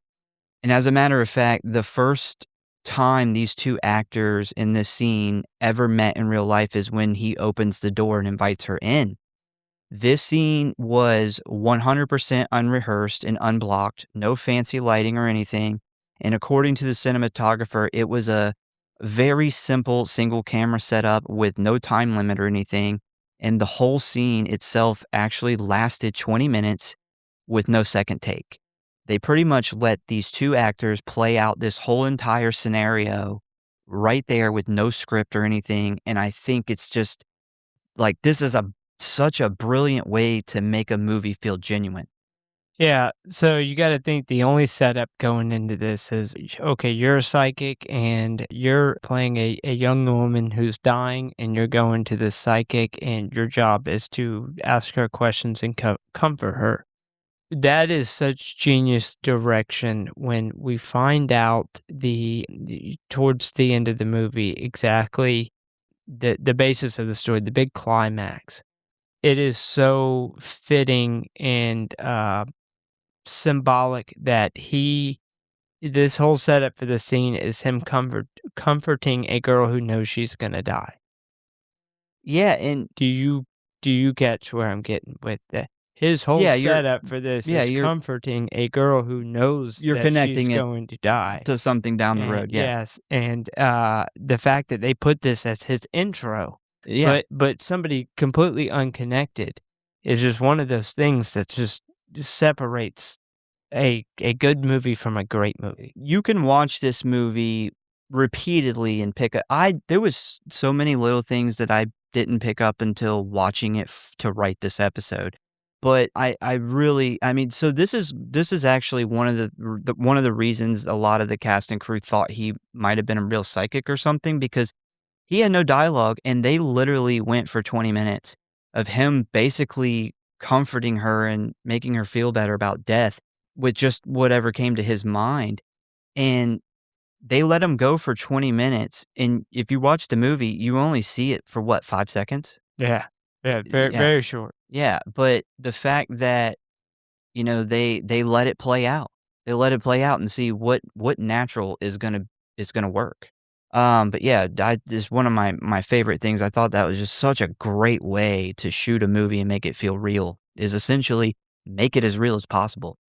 So once June reaches out to Ray, we immediately cut to a tape of their first in-person meeting, which is where Ray informs us that he tapes all of his sessions, which will be important later on. So once they sit down and start the session, Ray kind of hypnotizes her a little bit and has her describe what she sees as she mentally walks into her home and heads right for Alice's room. And once inside, she spots a sad looking Alice just sitting in a chair all alone. After this, we then learn that she ended up inviting Ray over to her home that night for dinner, where he then meets Russell for the first time, who, by the way, doesn't really have a solid opinion on psychics at the moment, but just like ghosts, but he definitely leans more towards Ray being full of shit. Despite this opinion, though, Russell decides to let June play this out, especially if she really feels like it will give her some answers about Alice and what has been going on around the house. And this meeting leads to Ray suggesting they all do a seance in the home, to which Russell flat out shoots down at first. But after a few days, he eventually agrees after Matt convinces his dad to give it a try. So they sit at the table to begin this seance, where we see Matt setting up a camera in order to record this whole thing. And according to the Palmers, this goes on for about an hour or so, when they finally decide to give up after Ray announces he's unable to make any connection or come to any kind of conclusion pertaining to what or who is haunting this house.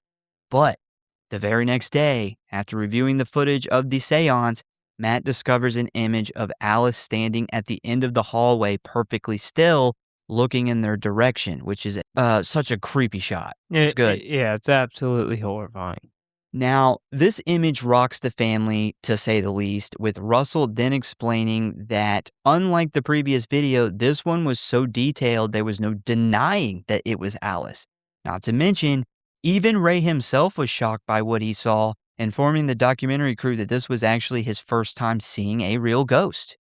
And because this was so jarring to the Palmers, they allow Ray and Matt to set up 3 cameras on tripods throughout the home, which will record 24 hours a day, where they hope it will capture more images of Alice's ghost or, whatever this thing is. So while this is all going on, we find out there are 2 things going on in the background. One, the Palmers' family and friends have, and even the police department, have grown pretty skeptical of Ray's constant visits to the Palmer residence, with many of them believing he may be taking advantage of them emotionally and financially. Some of these people even accuse Ray himself of doctoring these photos and videos of Alice's ghost. And the second thing is, Ray notices that despite his tough exterior, Matt is really struggling with the death of his sister, which causes him to kind of take the teenager under his wing a bit, hoping to help him through this difficult time. And it turns out those cameras they set up pay off in a big way almost immediately, as we are then shown a short video from July 3rd, which seemed to show Alice sitting in her bedroom where her reflection, with her reflection appearing in her mirror. But before the family can hardly react, a bombshell drops, which is labeled the Withers video. And this would be referring to Kathy and Doug Withers, who went out to the Norville Dam with a video camera on April 3rd, which was the exact same day Bob Smeet took his picture. And this allegedly shows, the Bob Smeet picture showed the ghost of Alice in the background. Mm-hmm. And to solidify that this was the exact same day, we see that the Withers footage actually shows Bob Smeet way up on this hill taking this famous photograph of Alice. But, as we are about to find out, that is not all it shows, because it is then revealed that the Smeet picture didn't show Alice's ghost in the background, but actually showed Matt wearing Alice's jacket standing in the tree line. And once Matt is confronted about not coming forward and admitting it was him in the photo all along, Russell asks him if he was involved in anything else. And this is where he admits that he faked all of the video evidence so far, including the seance video and the backyard picture that basically got all of this, stirred up. Which, I just want to point out, like, these fake videos and pictures that he's been making, they not only got his parents to believe that she might still be alive, but this also led to his sister's body being dug up, which is a pretty big deal. So once Matt comes clean about all this, he explains to the documentary crew that his intentions wasn't to make things worse for everybody, but actually to help his mother get definitive proof that Alice was really dead.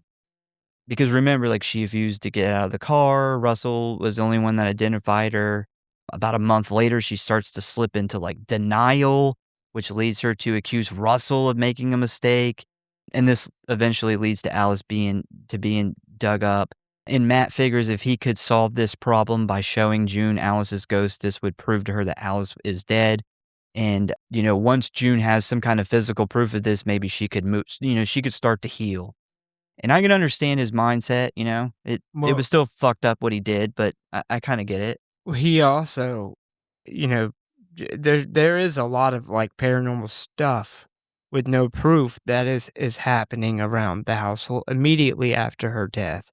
And I think that his showing his mom, like, her ghost kinda backfired into her mom thinking that she was alive still, Yeah. which going to this public place and having somebody take a picture of what is your dead sister, it would totally backfire that way. Like, I think any parent who would do anything to have their child back sees a picture of their child in a public place taken by somebody else. That would be your first thought, like, "Oh my god, is she alive? I didn't see her dead," maybe he made a mistake. Uh, and then at that point, he's like, "Well, then we needed to get her exhumed to be able to, get that definitive proof." So that makes sense of why he continued that. You I don't see why after the body was exhumed, he continued it, though. He never gives a good answer of that, and I think that that's, purposely done. They don't ever give a definitive answer because I think somebody his age may have a hard time giving a definitive answer. Yeah, I think I that's the answer. He's 17. Yeah, I think that it got a major thing done. His sister dug up, like, it held a lot of power behind it, but it also he makes the comment, "It was fake, but it was better than nothing." Yeah. And, I think maybe in a way, him going through all these pictures and finding a way to make his sister there again, although he knows she's not there in physical form, it brought him comfort. And I Yeah, think that that's why he continued to do it. it was a very awful thing to do, but he's a kid. His brain hasn't even developed to the point to really understand the grief his parents are experiencing. And then, I'm sure everybody could look back and think like, "Man, why did I do that back then? That was so fucking stupid." Well, and that's why I Um, think it was genius that he never is able to give a definitive answer why he continues to do it because as a filmmaker, if you're making this, a 17-year-old would not have the foresight to no, understand why psychologically he continued to do it. agree. I think it was because going through all that old stuff and especially the line they have him say, it wasn't real, but it was better than nothing, is very telling psychologically. A 17-year-old couldn't put that into words, but that's why he continued to do it. And it also keeps, Alice in conversation, like, you bury somebody and there's always a thought of like, "Man, how long is it gonna be before I forget what their face looks like?" Or, "How long is it gonna be before we stop talking, about her or telling stories about her?" Because that does happen, and he's keeping her relevant constantly at this point. So it kinda lessens the blow of I the loss, yeah. I think that that is also a good point, and that could also go back to the, it's fake, but it's better than nothing. Keeping her alive, although not in person, she is still talked about every night in the house, and it is almost as if she's there. Yeah. And he's going through all these pictures and video of her to fake these things constantly. And unfortunately, it's a sad thing that that does happen. That's how our human brain work. We lose memories. When Over time, yeah. our dad passed when I was 12, I had a teacher, and this is the one bit of advice that I would give to anybody who loses a close loved one. And I didn't take it because I was a stupid fucking kid. But a teacher pulled me aside, a teacher who I did not get along with, but he had heard when I came back. And, he was like, "If you need anything, let me know." He said, "I lost a parent when I was younger too, and write every memory that you have down. Write it down because you don't think about it now, but you will get older, and those memories will dwindle." And 100%. he was right. That Like, is I know that amazing advice. yeah, there was just so many memories there that I know were there but aren't now, and, yeah, that's unfortunately, that's human nature, we can't help that. Yep. So after this is revealed, we then cut to June and Russell, who are immediately asked about this by the documentary crew, where June says that she doesn't really believe Matt's reasoning for faking the ghost stuff and that she doesn't really think even Matt knows why he did it. We then cut to Russell, who says that when the news broke, the media went crazy, all wanting to do interviews and stuff with them, making him realize that they needed to stick together in order to protect Matt, themselves, and the memory of their daughter. So, in a nutshell, yes, they're upset at Matt for what he did, but he is their son, and they also realize that everybody grieves in like different weird ways. It's not always, black and white. I mean, And fuck, his mom was breaking into people's yeah, houses, like, how upset could she really be at her 17-year-old son? yeah, and they also realize that because of all of this outside media and like townsfolks that are like super interested in this story, they come to the conclusion that the best move is to stick together and try to move on. So after this revelation, we actually find out through some friends and family members that June and Alice's relationship was a bit strained the past few years, despite them both being so similar to each other.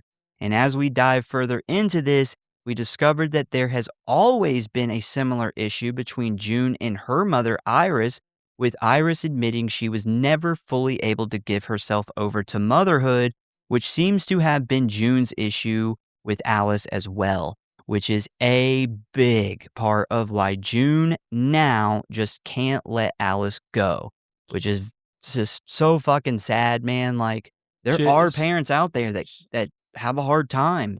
it's generational drama, Yeah. and this is very, very, very, very common, although never talked about. This is a very, very common thing. Yeah, we have some of these people in our family. Like we've personally grown up watching certain individuals who, I will not name, but they just never they're just never really, able to make those hard emotional, sacrifices and truly opening themselves up, for their kids or to their kids. They just, we've always described it as they just don't really have that, that loving parent gene in their DNA. It it's I don't know what it is, but I've always said it's some people have a strong maternal and paternal instinct, and some people don't. And a lot of times it's the dad who struggles with this. That's why you get so many, single mothers out there, but there is moms who are yeah. even single mothers who don't have the strongest maternal instinct, but, the dad ran out, so they get stuck raising the kid anyway, but that doesn't make them, that doesn't make this instinct any stronger. Yeah, this is some people have it and some people don't. Some people, they go through so much shit, in adolescence that they learn to build a wall, an emotional wall. And when they have kids, some people, open that wall up to their children and some people never do. I think it's some people too, like in this situation, if you're parented a certain way and that's all you've ever known, then when you enter parenthood, that's how you parent. Yeah. That's Whether you want to or not, you yeah, just, so your brain just yeah, copies what you did. some people learn from obviously bad parenting decisions and are able to be a better parent because of that.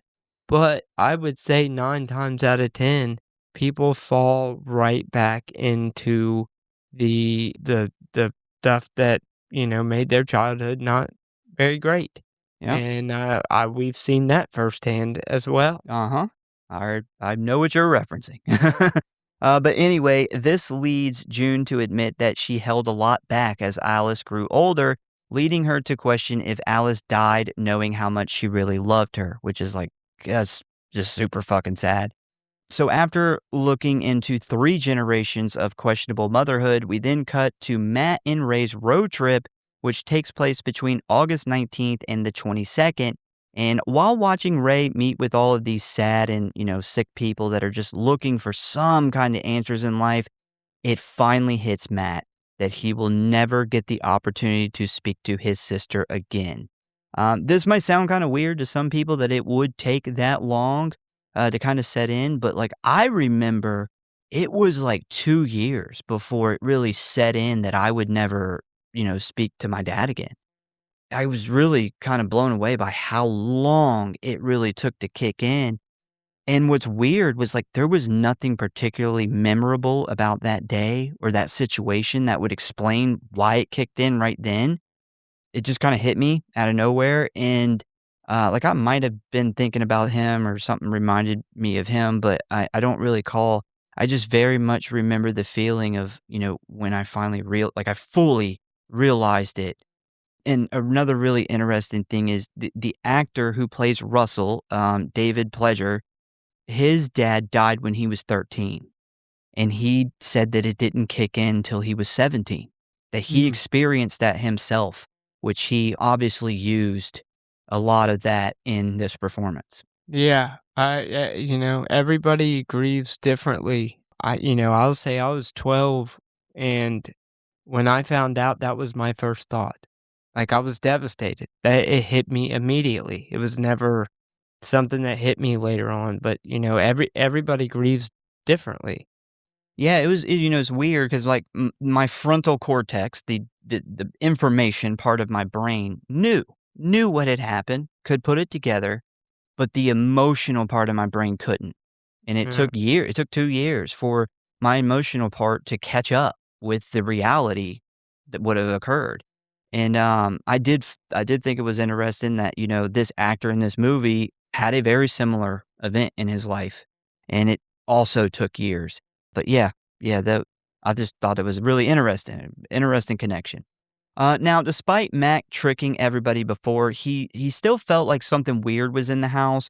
So before he leaves for this trip, he decides to leave the 3 cameras up and running this whole time, recording the hallway and Alice's room. And when he returns on the 22nd, he immediately looks at the footage where he quickly discovers multiple shots of Alice's ghost, which in one video appears to be standing perfectly still for hours in one of the rooms. And remember, Matt wasn't there for, X amount of days, so it definitely is not him faking it this time around. And this image from this particular part basically I'm gonna talk about at the end is something that I just didn't fucking realize. It's a very quick shot, but it comes into play in the end. So just remember this moment. So this causes all of Matt's video footage to come into question, leading to June to review it all when she then discovers something on the June 13th tape, which shows a dark figure walking through the hallway. And remember, the original footage of the dark figure was faked by Matt. But if you look all the way to the left of the screen, which shows a portion of Alice's room, you will notice another face crouching down by the bed, hiding. And after some careful examination, along with some zoom, it appears to be the face of a man, to which June immediately clocks as their neighbor, Brett Toohey. And I think any parent's heart would skip a beat after seeing footage of your 40-something-year-old neighbor snooping through your dead teenage daughter's bedroom. Yeah. I remember when I first saw this movie, this scene in particular, I was dumbfounded. I was like, this is out of left field.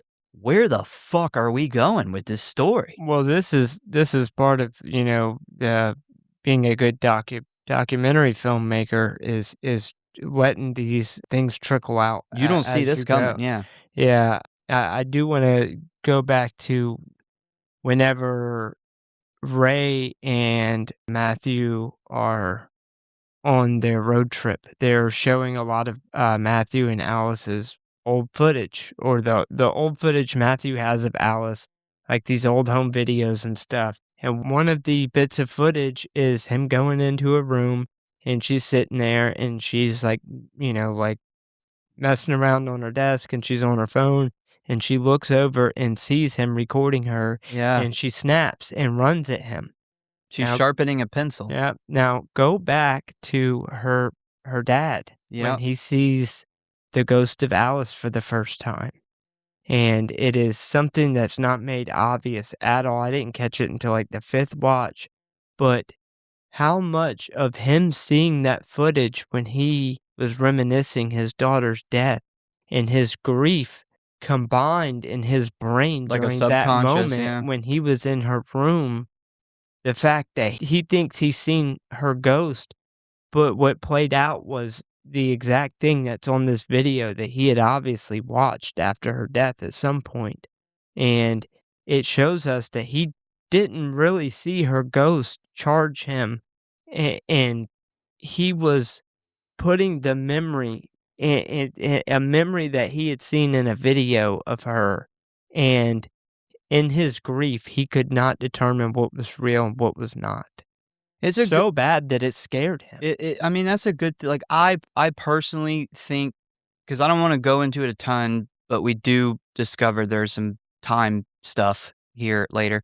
But, like, I personally like to think that this is just an overlap of something we'll see later. It's kinda similar to something we see later. But I do like that theory that because the brain under, massive amounts of stress can do things that don't even seem possible. Yeah. Um, yeah, it 100 that is 100% possible. That's actually more probable than what I think happened, and I didn't even pick up on that. I didn't pick up on that at all. That's a good point. I'm gonna literally have to ponder that for 3 more days after we dude, this fucking movie literally makes me sad and my brain Yeah, tired. I know where you're going with Yeah. yours, and I pondered that, but I quickly, you know, went on what I thought it was, which was he has been pushing this grief off at work. And there's just so much, yeah, Yeah, yeah. he has been burying himself at work, and it's not that he doesn't care. He just knows that there's no changing it, and he has to pass this time. So he buries himself at work and he pushes off this actual like grieving and dealing with this And you're just a- bottling it up, yeah. until this moment in her room when it fucking hits him to the point where he's on the ground crying. And I think that this was the movie's way of slowly, sneaking that in there that he had been pushing that off. And this was the very moment it hit him that his daughter was gone. And it fucking scared the fuck out of him. That's interesting. So, this leads to June sparking up an investigation of her own where she discovers a hidden safe in Alice's room, which contains her personal diary along with a VHS tape. And as we are about to find out, that VHS tape was the whole reason why Brett Toohey broke into the Palmer's home and was looking through Alice's things. And on that tape, which has been labeled the Toohey video, we see Alice, who had been babysitting for the Tuohys for about 2 years at this point, having sex with Brett and his wife. This is really fucking depressing. I can't imagine being a parent who lost a child and finding something like this. That image of her laying on her back while this, 40-year-old man fucking lays on top of her humping her while his, bitch ass wife, watches, it grosses me out. I fucking hate it. I hate it. I Yeah, don't like the scene. It just grosses me out. Like she's 16, very recently a 15-year-old girl. That's a child. It's just gross. She's dead, It's just yeah. gross, man. Well, what grossed me out more than anything, because it's very consensual in the video. It's not the Um, image that it bothers me. well, It's it's so June talks about it, and she has been babysitting for them since she was since she was like 12, I think. And this is the what so bothers so me. you know that they have been grooming her. You don't know as a viewer when this started, but you know it didn't start here. Yeah. And they have been grooming her since she was a kid, and that's what really makes it sickening. Yeah. And as a viewer at this point in the movie, you're like, "Oh god, did this lead to Yeah, yeah, yeah. Her her dad, yeah. ultimately dying?" Mhm. You know? She's come up dead. There is somebody who literally is trying to break in her house. There's obviously something pretty major in there. They're They're worried finding after secrets. she's dead that, the family's gonna come across this to the point where they're gonna break into their fucking home. Yeah, I would start to wonder even as a parent, what did this do to my child psychologically? Did she drown or did she purposely Do it, yeah, swim yeah. off with no plans to ever come back? Yeah, in case you have not seen the movie, the tape itself, the little bit you see, it's not graphic, it's not bad. It's just what makes it such a hard pill to swallow is the circumstances, and when you start, because it's like a documentary, so your brain immediately wants to start piecing the story together on its own, and, like you were saying, once you realize she's been babysitting for them since she was a little kid or whatever, knowing the route that this took and the fact that this does happen, you know, I won't say frequently, but probably more than people realize, it's just fucking sad. It's so sad. Yeah, we don't know a whole lot at this point in the movie about our main character, Alice. Yeah, no, yeah, it's But so much mystery now. we do get little bits, normal childhood, but she had been kind of off a little off recently, and you don't know why. It's mentioned like twice by this point in the movie. Just people who knew them talking about her personality, and everything's about to get busted wide open, but you wonder like how much of what just happened is leading down the outcome that we already know. Yeah, I thought this was it. Like, Yeah, when the first time yeah, I seen it, I was yeah. like, "Holy shit, we've uncovered what's going on," but it went a different direction. And, spoiler alert, no, we have not. We have not gotten there yet. So there is an interesting, really quick, there's deleted scene of them talking about coming back from the funeral and somebody's broken into their house And and trashed it. ransacked it, but more so her room way more than anywhere else in the house. And they obviously had that scene in being the Tuohy's breaking in and trying to find this video when they knew the family would be at her funeral, but they obviously must have took it out because they wanted this to be such a I surprise. think that was a good idea I because it I comes out of left field so much better this way. I don't think I ever would have pieced together the neighbors broke in their house trying to find a sex tape Yeah, video, but there but could have been something where you'd have, "Oh, yeah, that makes sense." With how it is now, there's nothing that makes sense about this at this point. It is a rug pull. yeah. So, once the tape is found, the news gets out when suddenly the Tuohys pack up and move away without really telling anybody anything. And now that they have the tape in hand, the Palmers, who now totally think the neighbors have something to do with Alice's death, head to the local police station in order to hand over the evidence that will kick off an investigation that will hopefully lead to more answers. But after a brief investigation by Sergeant Sandy Druin, it turns out that no charges will be filed on the Tuohys because the family could not be located. And to make matters even worse, the police informed the Palmers that even if they were charged, they would most likely walk away with a suspended sentence because the sex appears to be consensual, which, shouldn't be the case considering she's only 16, but whatever. If I was Russell, I wouldn't let this bullshit fucking stop me from pressing charges because even if they're going to get a slap on the wrist, the Tuohys would still have to pay thousands of dollars for, some kind of legal defense. And the best part, they would have to face public backlash, which Oh, would follow them the rest of their fucking life. So, if I was Russell, I would do some jail time, but this dude would be never the same again. yeah, I don't know if he'd be in a wheelchair or he'd be blind or what it would be, but there would be some physical repercussions. And Russell kind of alludes to it. They ask him if yeah. he was here. I don't remember his exact response, but It's like I'd he take him out back. yeah, And he was not very specific about it, but yeah, a very similar feeling. yeah, I'm more speaking on, if the police eventually track them down, but the police tell them like, we're not going to bother with it because it wouldn't be a big deal. And it's like, no, no, no, no, no. There are going to be repercussions from this, even if it's a slap on the wrist, that I still want to happen. Well, I think it was probably more so, we have expended our financial resources that they will allow us to put towards something that's just going to be a slap on the wrist, as opposed to a big case where they can spend a lot of money looking for somebody who's fled. Well, they also could be out there fucking molesting other fucking 15-year-old Yeah. girls, so is another reason to look for them and stop them. But, Yeah. Yeah. Well, um, that's prosecutors for yeah. you. So we then cut to Alice's best friend claiming that she knew absolutely nothing about the stuff concerning the Tuohys, where we then get that famous line from the beginning as she says, Alice kept secrets. Alex kept the fact that she kept secrets.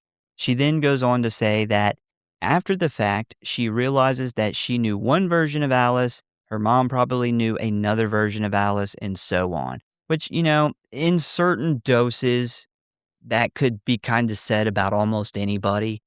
Definitely not to this extent. But yeah, I mean, everybody you meet's going to have, not everybody you meet's going to get the same version of you. And, everybody has some secrets. So I don't necessarily think that she's taking a dig at Alice. She just realizes how much Alice kept from her. Yeah, well, I think she may have been taking a dig, as in Alice didn't tell her that, and she was, upset, as stupid as that sounds. Well, But, when she gets older, she realizes um, she was stupid. yeah, when she gets older, she will realize that, your close family, those people who live in the house with you or grew up with you, they know the real you, but the people at work, Yeah, the people that, I can say right now, and even people at work that might listen to this, the version of myself that I give them is not the version of me sitting at home. no, it's the version that I want you to know me as. Yeah, And yeah, and I that mean, depends on your job title, how yeah, much I trust you, like, yeah. how much we get And along, I like, think that's, there's a lot that goes into what you give somebody you meet. yeah. So anyway, while we are on the subject of secrets, after finding the tape, June goes through Alice's diary where she discovers one of Ray's business cards taped inside, specifically on the day of July 12th, meaning Ray had met Alice in person before her death and didn't inform the Palmer family after June contacted him. And just in case you haven't been keeping track of the timeline, this visit was about 6 months before her death. And remember, Ray videos every session he has, which means we're about to find out why 16-year-old Alice Palmer visited local radio psychic Ray. So we then immediately cut to this session where we see Alice ask Ray about the recent dreams she has been having. And one of the first things that she tells him about is how scary they can be. Ray then has her close her eyes and imagine herself standing outside her house, just like he did with June earlier. And we find out here that one of the dreams consisted of Alice feeling like she was cold, wet, and heavy, which left her feeling like she had been drugged.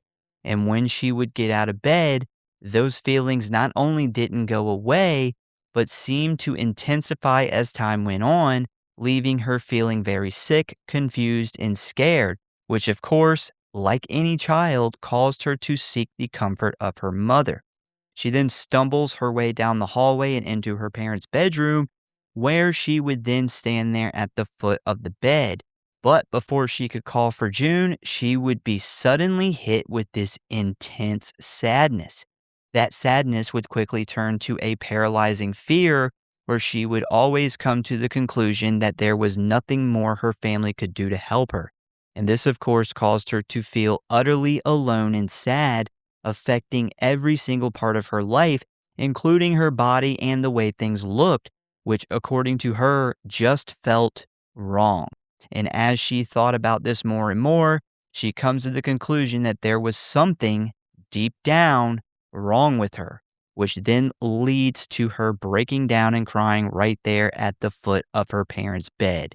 Now, this is extremely depressing to hear her describe this, and it helps us understand Alice's distance from her family in the weeks leading up to her death.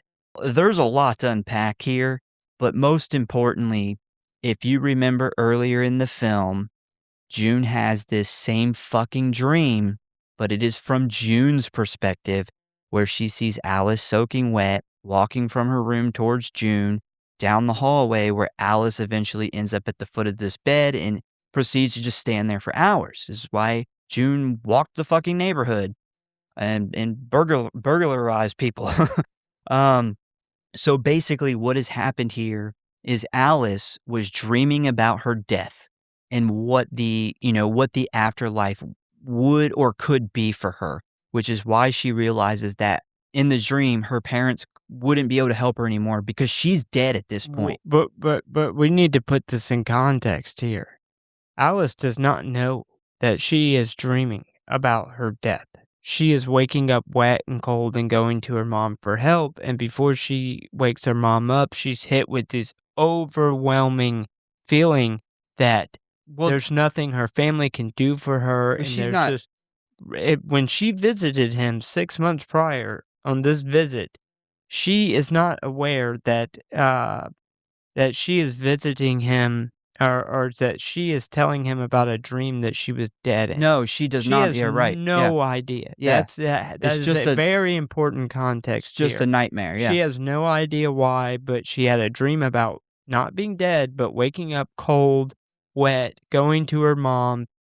Before she wakes her mom up, she's hit with an overwhelming sense of sadness that something like her looks are not right. There's something off with her, which sounds normal from a teenage girl when you're And a talking to night a psychic. and a nightmare. And then feeling like something is off inside and just having this overwhelming sense of dread.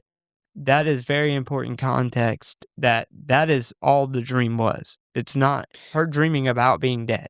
It's just her having a dream and not understanding why she's waking up wet, cold, and going to her mom and then gets hit with all these emotions. Yeah, she doesn't realize, why she's hit with this and she's just standing there. Like she doesn't you're right. She doesn't realize at this moment that her parents couldn't help her anymore because she's dead. She realizes this in the moment when it happens, when it actually happens. But I'll get to that in a second. But yeah, so then after Alice dies, her mother June starts to have the same dream from a different perspective. And you can look at this through like a lot of different lenses. I've literally fucking played around with all kinds of different versions of what's going on here. Um, because we're kind of playing with time right now and the idea of destiny or how predetermined death is in our own personal timeline. And, are things just meant to be? And I think that this conversation and this self reflection is what Joel Anderson was going for with this. Because, like, I don't know how somebody watches this movie and doesn't sit awake at night thinking about their own mortality or family. Sure, some people do, but that's what kept me up at night. And I'd want to point out that the scene I said remember earlier that he captures on camera of her just standing there in a room. So in the box set, the book comes with the blueprint of the house, so you can really get a clear understanding of how the house is set up. She is standing there, looking at June for hours. That is the scene of this dream becoming a reality. It happens on I think it's just the July 13th video. Yeah, we learn more about why this all takes place. We're about to get into, but it makes a lot of sense for her mom with her daughter having drowned and walking through the hallway looking bloated and we know what she looked like and But dripping June wet never sees her. and standing at the end of the bed and just never saying anything. But for Alice, it's almost like she's almost getting a premonition at this point, and it is very much playing with time, and we'll get into that more at the end of the movie. But I do want to go back to that weird scene where they talk about having to drive back into town in reverse, almost as if that road is very symbolic of time. The linear And line of time. yes, yes, and almost as if, her dead self was coming to her in her dreams and trying to tell her something. Yeah, what I originally I didn't wanna say it because I didn't wanna kinda steal your thunder earlier, but what I originally the direction I thought you were going was if the road is linear time and they're going backwards, Matt is the older of the 2, so they would technically be going back in time to before there was an Alice. Back there at one point in time, this family consisted of Russell, June, and Matt. Yeah. Yeah, so, another thing I do wanna point out so it's not confusing later on, Alice this is not the only nightmare involving this stuff that she has. We're gonna get another nightmare a little bit later on, which is fucking devastating, but, so that's not confusing. But another really interesting thing about this scene is the dream Alice describes is actually told by June, who's reading her daughter's diary. She's literally reading this description of this dream from Alice's diary after the fact. And I saw a part in the documentary where the actress, Rosie Traynor, talks about filming this scene. And she says that she herself had a close family member die from drowning a few years before she did this movie. And when she sat down to film this part, she had actually never seen the diary before.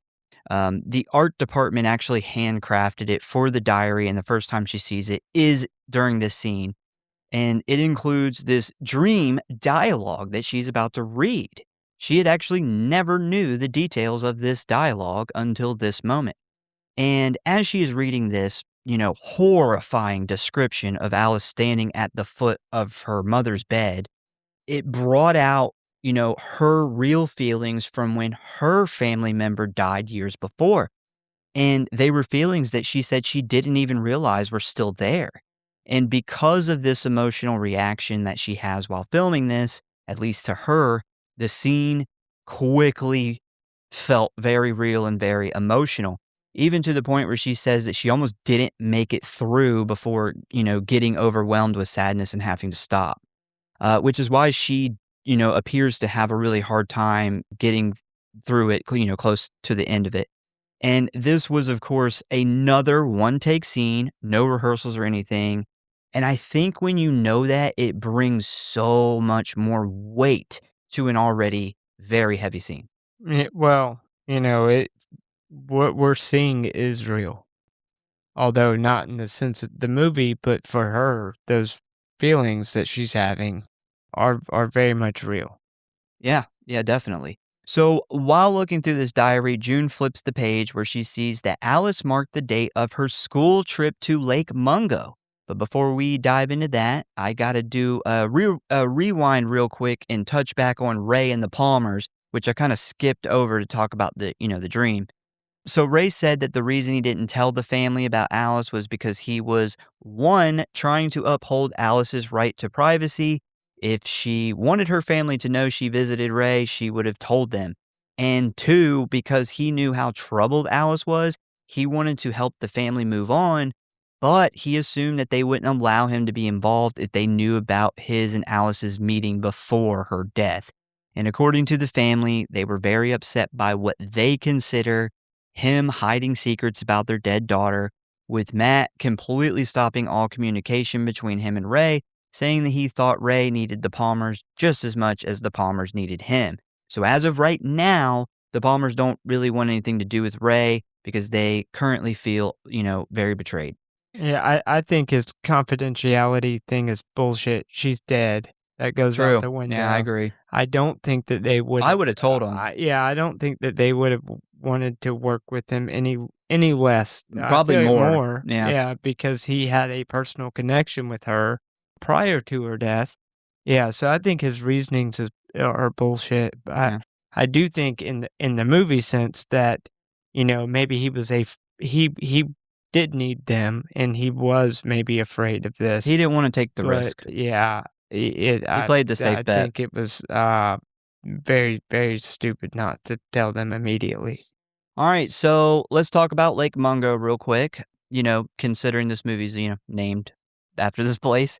So a quick history lesson. Lake Mungo is indeed a real dry lake located in New South Wales, Australia, and apparently there have been many important archaeological finds made at this place, including the discovery of the oldest set of human remains ever found in the country. Lake Mungo, in particular, has been dried up for around 20,000 years now, but the original people who lived there date back approximately 50,000 years ago. And of course, they used this lake to survive for a very long time. One That means the oldest body ever found in Australia drowned in Lake Mungo. True. One thing I did come across in the book is a metaphor from one of the people who worked on the movie that states Lake Mungo is a dry lake, and just like Alice, has no future. Everything it was or will ever be is left in the past. So, like I said, Alice goes to this school trip to the lake from August 2nd to the 5th. I found it to be a very creepy coincidence that all this happens, um, on August 5th. That is a very personal date for Yeah, us, anyway. I did not even notice the date on the trip. Yes. Damn. Yeah. I believe it is the same year as well. I think there's multiple things that make this movie kind of personal to us, and that just highlights it. Yeah. So we find out from June that when Alice returned from this trip, she didn't bring back her new cell phone or her favorite bracelet and watch, which was really weird to her parents. We then discover that Alice's best friend, Kim Whittle, who was also Alice's boyfriend's sister, took cell phone video the night of August 5th, which appeared to show Alice acting kind of down and out, and also showed her burying something by a tree. Alice's former boyfriend then gives this video to the Palmers, which leads to June believing that something must have happened that night at Lake Mungo that led to her daughter's death. So, with this new bit of information, June and the rest of the family make a trip to Lake Mungo to that exact spot seen in the video a little over a year after her death. We then cut to February of 2007, where we see the Palmers arrive at the lake, where they end up finding the tree in the video. And after a little bit of digging, they come across a plastic bag containing Alice's phone, necklace, ring, and watch. Once they get back to the room, they charge up the phone where they find a video that she took on the night of August 5th, which appears to show her walking by herself in the dark. And as she is walking, we can start to make out the shape of a figure in the near distance that seems to be heading in her direction. And while all this is going on, we also start to hear the audio from Alice's meeting with Ray, where she describes another one of her dreams, which is the same audio we heard in the very beginning of the movie, where she talks about how she feels like something bad has happened to her. It just hasn't reached her yet. A few seconds later, the image in the distance starts to become clearer and clearer, where we can eventually make out the shape of a person. Despite this, Alice continues to calmly walk towards them when it is suddenly revealed to be her decomposing, waterlogged, dead body staring right back at her. This fucking freaked me out the first time I saw it. It still freaks me out. Whoa. This is the scene that I said even on the third watch, it had been a Yeah. couple of years, because I had forgot, like, what the payoff here is, and I thought, like, something sexually again happened to her that led, like, her to be so down, and maybe she did take her life, and holy shit. Yeah, what a reveal. Like, it is not only is she scary as fuck looking, but the things that go to through your brain, like, wait, her dead self has come back, and To she's confront her. ran into her dead self, and she knows it's her dead self. Yeah. How, like, there's not many things more horrifying. Like, we could sit and spitball ideas as horror movie fans all day about the things that would be some of the most horrifying things that could possibly happen. But I don't think there's very many things that could be more scary than you running into the physical form of your dead, decomposing self after you have died. Yeah, and what makes this so much worse is this is the moment that makes her realize what the dreams are. Yeah, and you also, realize she is decomposed and waterlogged from like people are when they drown, but she can tell that she's not, like, way older, she's not 10 years older No, than this is she is. her, She yeah. knows that It's soon, yeah. her time is possibly coming Yeah. very soon. So before we go any further, I do want to point out, so this figure that we seen, this was done using a latex mask that was made from the full body cast that I mentioned in the beginning. And one thing I found kinda interesting is the mask, this mask in particular, so it's very white when you see it, not in this scene. It's extremely white. I assume it's because the scene was so dark that they needed the mask to pick up the cell phone light a little bit better because it's nowhere near as bad as the version that we see of Alice when they first pull her out. But yeah, anyway, there's actually footage on the documentary that shows them test fitting it on a bunch of different crew members, and they were basically trying to find out who would play dead Alice in this scene. Apparently, a bunch of people did. Nobody really knows for sure which one of them made it in the movie. But yeah, it actually looked a lot like the Michael Myers mask. Well, Alice couldn't play Alice It's because true. they shot this and at one time on a cell phone footage from that time. Yeah, And I just wanna point out there to put the climax of your movie to film that on grainy ass cell phone literally, it's footage supposed to be like is 2003 cell phone is like video, everything in filmmaking they would tell you never to do, and it looks bad. and it does, it looks awful, and you gotta think as a filmmaker, you don't know if that's gonna pay off. So props to him because it did work out, and it adds so much realism to it, and it's really fucking good. So, yeah, anyway, Alice basically runs into her dead future self, which of course sends her running back to her group, like really freaked out. And this definitely explains her behavior during the rest of the trip, as well as the months leading up to her death. And this video obviously stuns Russell and June, leaving them without any rational explanation to what is in this video. And after the discovery of what actually happened at Lake Mungo, plus all the stuff about the nightmares she was having, the secret visits to Ray, and the tape of her and the Tuohys, the Palmer family feels like they have got what they came for and decide to return home where they immediately feel more at peace in the house because they now know everything that was going on in Alice's life before her death, which of course makes them feel like they can finally stop asking questions and start the healing process. We then fast forward a few months later where we see the Palmers finally moving on and enjoying each other's company again without the dark shadow of Alice's death casting over them. We also see that they have put their issues with Ray behind them, eventually inviting him over to the house and even to a nice picnic in the park, with June resuming her sessions with him.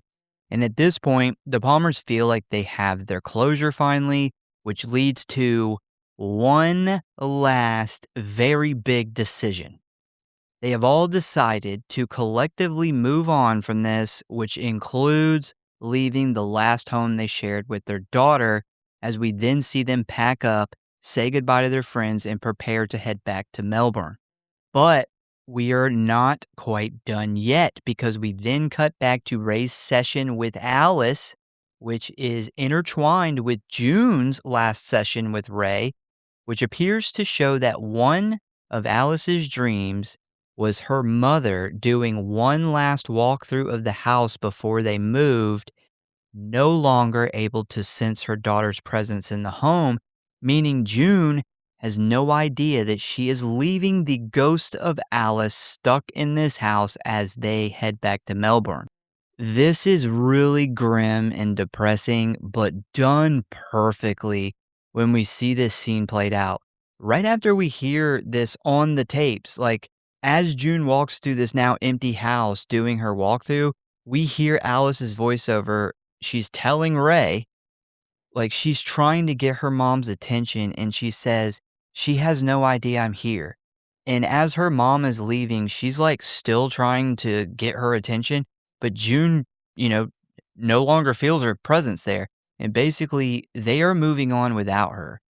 That is gut-wrenching. Yeah. That's rough. That is Well, rough. what's Um, really sad is that June thinks that, like, Alice has passed on. Like, yeah, she's moved Alice on. Alice wanted to show them all these things that was going on in her life, causing her to, go through the sadness and the things she Be was going distant. through. Yeah. Yeah, and June is like, okay, she's passed on. They talk it over with the family, and they decide we're gonna move. Like, her spirit has passed on. Everything's calmed down. I think that we should get a fresh start somewhere else. But in reality, the way that they edit the end of the documentary or this movie is also Alice's final session. And if I remember right, Alice's final session was after the experience that takes place at Lake Mungo. So this is her going back, and this is why Ray says, this was a girl who knew her Sh time Yeah, was he coming. he said she was very disturbed. Yeah, Yeah, she because knew she was gonna die. And he's like, Anybody who seen what she seen would be extremely disturbed." So Alice is having this dream, and in her head, she's seen her dead self. She's having these dreams before this. Now seeing her dead self, like bloated, she would obviously think my time is coming, or something's telling me that my time's coming. So from her perspective, this last dream is of her as a ghost, and the documentary edits them, as back and forth talking to him, and June thinks everything's okay. Like, she has passed on, but Alice's last dream was that she is watching them in the house walk through an empty house, and they can't see her. It's like they don't know she's there. Obviously, you would be a ghost at that point. This would be yeah, post her dying. It's super, super grim that June thinks yeah. everything's okay, but Alice is and this is why I think Ray should have been a lot more open with them, because the documentary filmmakers would have obviously keyed in that Well, yeah, they woulda yeah, edited it this way yeah, purposely, yeah. yeah, so essentially, what is so fucking sad about this movie is that Alice and June in this dream dimension that they're having. They're have both having these dreams, but at different times. They are occupying the same space at the same time, and In different and this ends up dimensions, not being to in reality crosses over at the same time.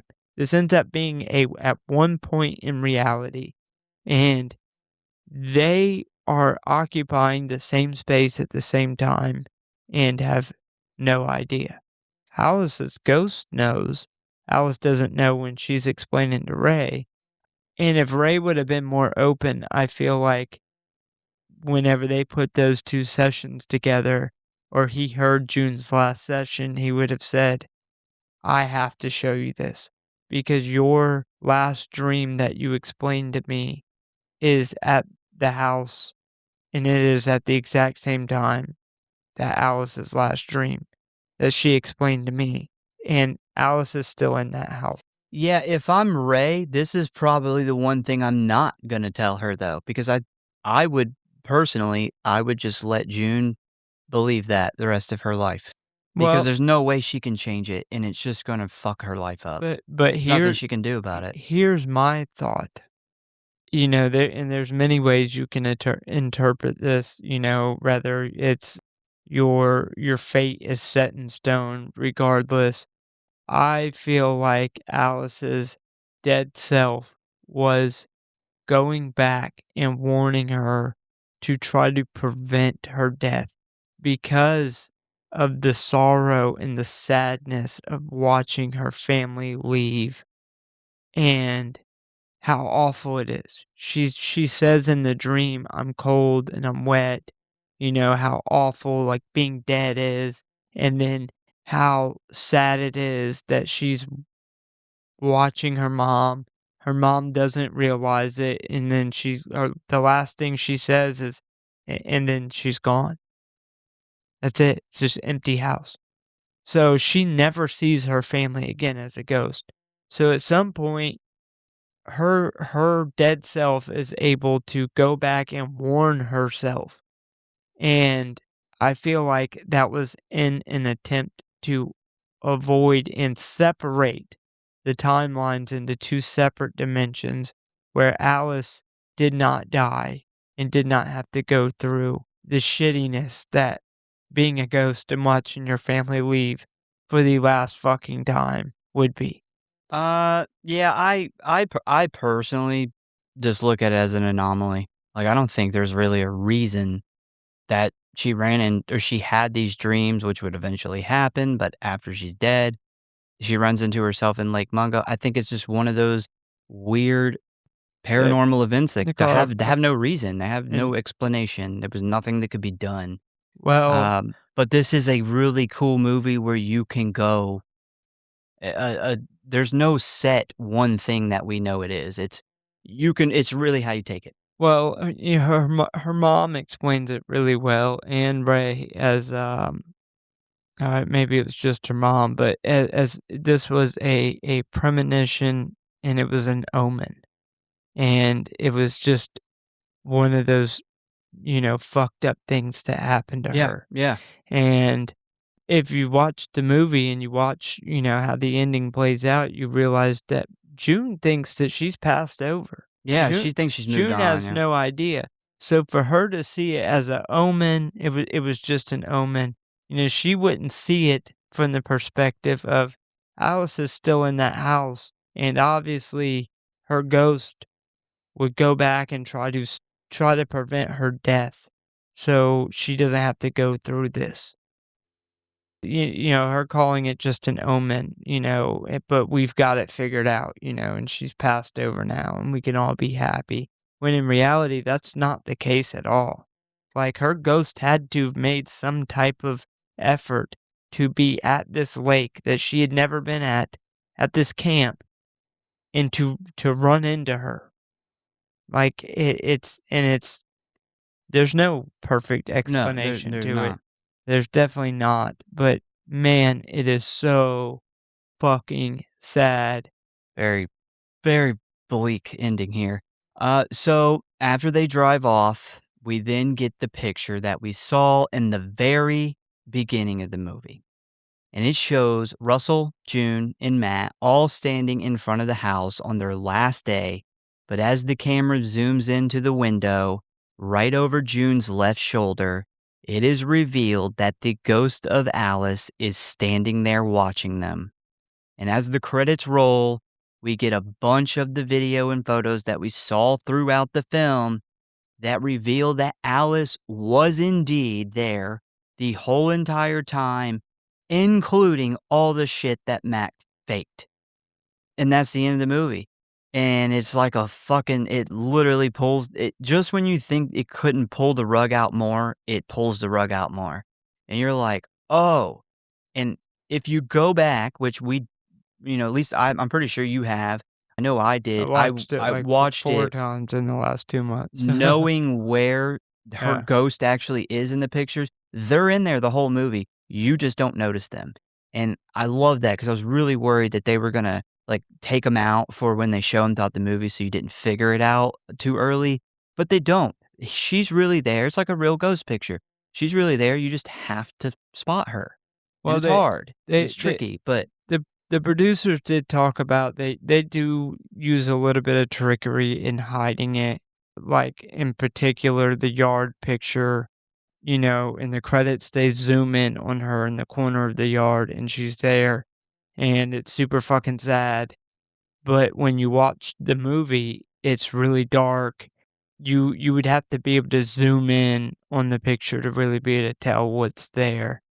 But to your point, they didn't change these. They didn't make it where you can't spot it. Yeah, It just that's makes it they're hard to spot, but and I'm fine with they're that. supposed to be. If they weren't Yeah. hard to spot, we would see them, in the regular movie and be like, "Are these people stupid?" Yeah, I'm fine with them trying to hide it a little bit. What I would have been upset about is if it wasn't really They there the whole removed time. Um, it's the old faculty trick. I would have been upset with that. it'll Y switcheroo. You know what I'm talking about when Um they're taking the drug to see if they're Oh, actually yeah. and Yeah, her that was pinky flips the disappointing. It thing, doesn't. but if you go back, it's not No. really there. Yeah, glad they didn't do that. Yeah, well, I know when I watched it last time, I caught 2 or 3 of 'em. So even though they kinda hide it a little bit, if you know where to look, they're there. And it's clear, it's Alice. But yeah, man, it's such a fucking gut-wrenching, sad ending Well, to a film. so It's happy, but it's sad. there's no happiness in it, I don't But the think, happiness because is the Palmers no, are moving on. here's the deal. Like I mentioned, Ray should have as soon as he realized this, told June, and you're like, no, that's the one thing I wouldn't. But what do you think is going to happen when this documentary comes out and they see this? Well, they Like, aren't real, imagine how so fuck. Well, I know, but we're talking about in the world of this movie. I don't How know. gut wrenching would it be to know that your daughter was still there? That's And rough. she was watching you leave, and you've now left this house. I would do everything I could to try to buy the house back. Yeah, you would have Like, it would to. be that major to me Yeah. that I would have to try to go back to that house. Another very interesting thing that they show in the credits is one of the things is like, one of the family footage from the birthday party, Oh and god, yeah, that's she's there for his 18th birthday party. yeah.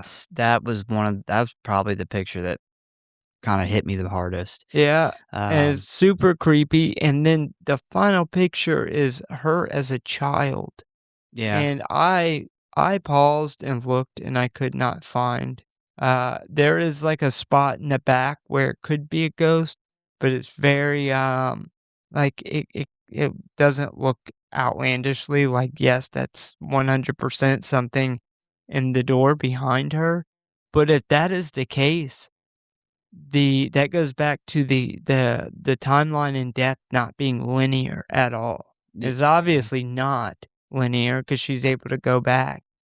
But what if she was going back and she was in this house for her entire childhood? Yeah, I mean, that's why I said at the beginning, like, this movie if you don't think about this movie for fucking a week after you see it, like, I don't know. Maybe it's just not up your alley. You don't like to think about how complex something like that would be, but I've thought about it for a fucking easily a week. It's a fantastic movie, but it's heavy. It's just really heavy, and Imagine the more you think about it, the worse it gets. imagine if you're a person who, has is haunted by a ghost your whole life, and you think this is a Yeah, it could be ghost you. or a guardian angel, and it's really your dead self Yeah. following you Yeah, that's through your whole life. yeah, I've thought about that, and it's And even more bleak, whatever it does over and over again, it cannot change anything. There is a movie called A Ghost Story, and it's a very independent film. I don't think you've seen it, but I've described it to you. But it is this guy dying, and he watches his family and his kids grow up and his wife move on. And there's a shot where he's literally in this independent film. Is a very serious movie, but his ghost version is just him with a sheet over him, which sounds very goofy, but this is yeah. a very serious movie, and that's how they show his ghost in the film, and he is standing there watching his family pull out of the driveway for the final time, and it's super sad. Yeah, I remember you telling me about that, and that's the very reason I didn't watch it. I was Yeah. like, I'll eventually look at it, but yeah, it's just Well, a very heavy movie. and the crazy thing is, like, he watches all these families over and over again. All these like college kids rent the house out when it starts gets old and it's falling apart, and it's, like, Yeah. miserable, and then finally the house is torn down, and it flips right back over to when he first dies, Oh, and good he has to god. do this all again. Yeah, is he stuck in a loop? He's stuck in a loop of Yeah, watching of his eternity. family go without him forever. Honestly, we could probably talk for another hour about this movie. I knew this was gonna be a very long episode. Hopefully, though, when people listen to it, they learn shit that they didn't notice or they didn't know or that makes the movie better. Honestly, researching it and everything and us sitting here talking about it made it even better, which I didn't think was possible. Alright, so ratings and kill count, total kills, I didn't even do it, it's 1. Didn't do a favorite kill. Just going straight to rating. So you're up. What you giving it? I gave this movie a 5. Mm, I'm not even gonna as predictable, yeah. run through the gambit of pretty much everything we just talked about. I feel like every single detail. There's so many things that are you can watch this movie 5 or 6 times and still not catch, like the camera footage combined with the dad seeing her for the first time and freaking out, and that's him putting off his grief, and there's just this movie's so well thought out, and I've enjoyed it and felt like a real emotion every time I've watched it, no matter how many times that is. And I've learned doing this episode, this movie deals with death, and it has a very personal meaning to me and you that I had never realized. Oh, yeah, like I was Uh, saying before, it's like I'd wanted to bring that up for, like, 2 weeks when I first, started messing with this episode, and that floored me. I mean, seems to be the exact same day and year. yeah, Um, if yeah, I mean, it just I was mind-blowing. you can take this out if you're not comfortable with it, but they go to Lake Mungo looking for The the phone, yeah. stuff on August 5th When of no, 2006. she records the video. Okay, I'm sorry. She records the video of all the stuff in Lake Mungo on August 5th of 2006, which was the day that our dad died. Yeah, Um, that's crazy. and what I don't think that you realized until we started this was this movie premiered for the first time on June 18th of 2008, but June 18th of 2006 was the last day that me and you ever seen our dad alive. Yeah, Um, yeah, that's the whole not it's just this whole fucking and movie is that fucking and that was my birthday, which is why you mentioned it being a special day, but Father's Day fell on that yeah. same June 18th, 2006. So, it's a movie that deals with death and, that's as deep as I wanna go into it, but I did wanna put that out there because I don't want people listening to feel like they're left out of something or there's an inside joke that they don't get. Well, I Um, think it explains too why this movie has a drastic effect, I think, on us. Yeah, my rating, is 5 stars. In reality, to me, this is a 6-star movie. If I could give it a whole extra star, I would. I don't have a single thing I would say they've done better. I give a lot of the credit to the acting. Same thing with the story, writing the story, like Joe Anderson wrote the story and directed it, and I just don't think he could have done a better job.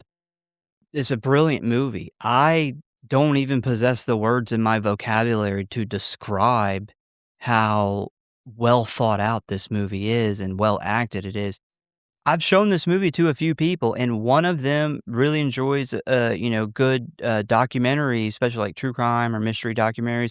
I didn't let the cat out of the bag until the very end, but they 100% thought this was a real story. They were trying to look it up, and I was like, "Yeah, it's not real." But what's so amazing about it is, like, you really feel the Palmers', pain and sadness through the screen, and how they accomplished that is I don't know. The story itself you get a guy who's never lost a child in his life and manages to write a story about losing a child and is very realistic and well, there's so much, like, realistic things that he puts in here that I say is very genius down to it's never addressed in the movie, but you can tell there's a behind the scenes with, June thinking Russell's, not taking it as hard as her when in reality, he's putting it off because of work. And then you look at their jobs and look how it would be harder for her and easier for her to bury himself at work. And the differences on how men and women deal with the grief of losing kids. And, in real life, most couples don't get through that and stay married.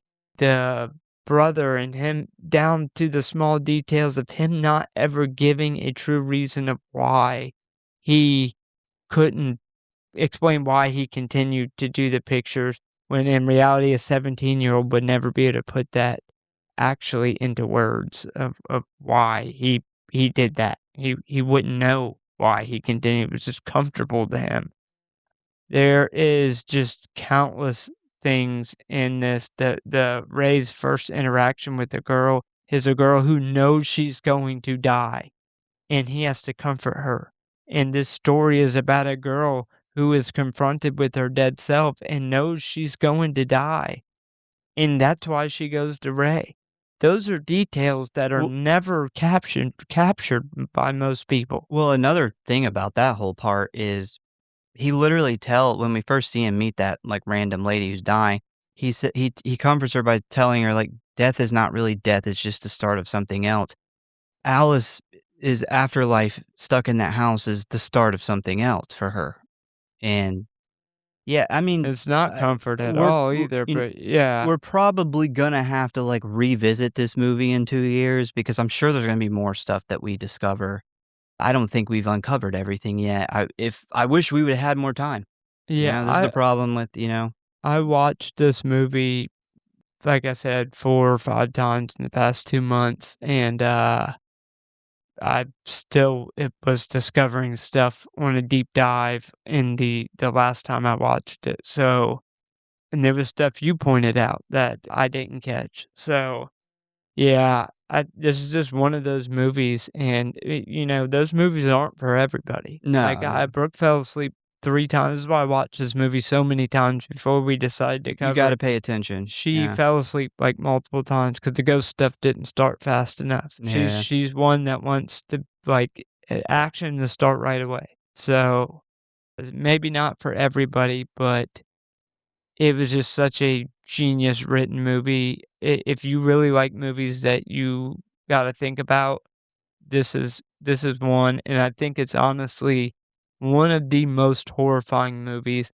not just for the finding out the ghost stuff or when she runs into her dead self, which I think is the scariest moment of the movie, but the thought of your own mortality and the thought of your dead self possibly haunting you. That time is not linear in death.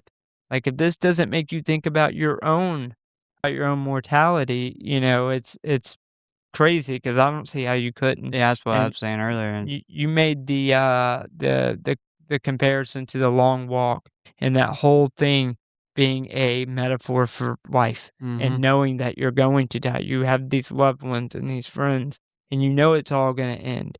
Either you're gonna die or you're gonna watch your loved ones die. That's how I feel when I watch this movie, Yeah, same. combined with the grim sadness of the story itself. Yeah, man, amazing job by everybody involved that worked on this thing. They should all be extremely proud of their work here. This is probably one of my highest rated movies of all time. I really loved the movie, but after doing all the research and going through it and talking about it, and I would say it's probably on, my top 5, my most favorite films. It's fucking so good. It's good, but it's bad in so many ways. It's depressing. But yeah, that is our thoughts on Lake Mungo. Hopefully that you learned something or discovered something you didn't see, or this episode made that movie better for you. I know it did for us. Well, once again, we thank you guys for listening. Please give us a follow or like if you enjoy the show. Check out the website and check out the socials. Tell a friend, a family member, or your local psychic about the show. And we hope to see you next time.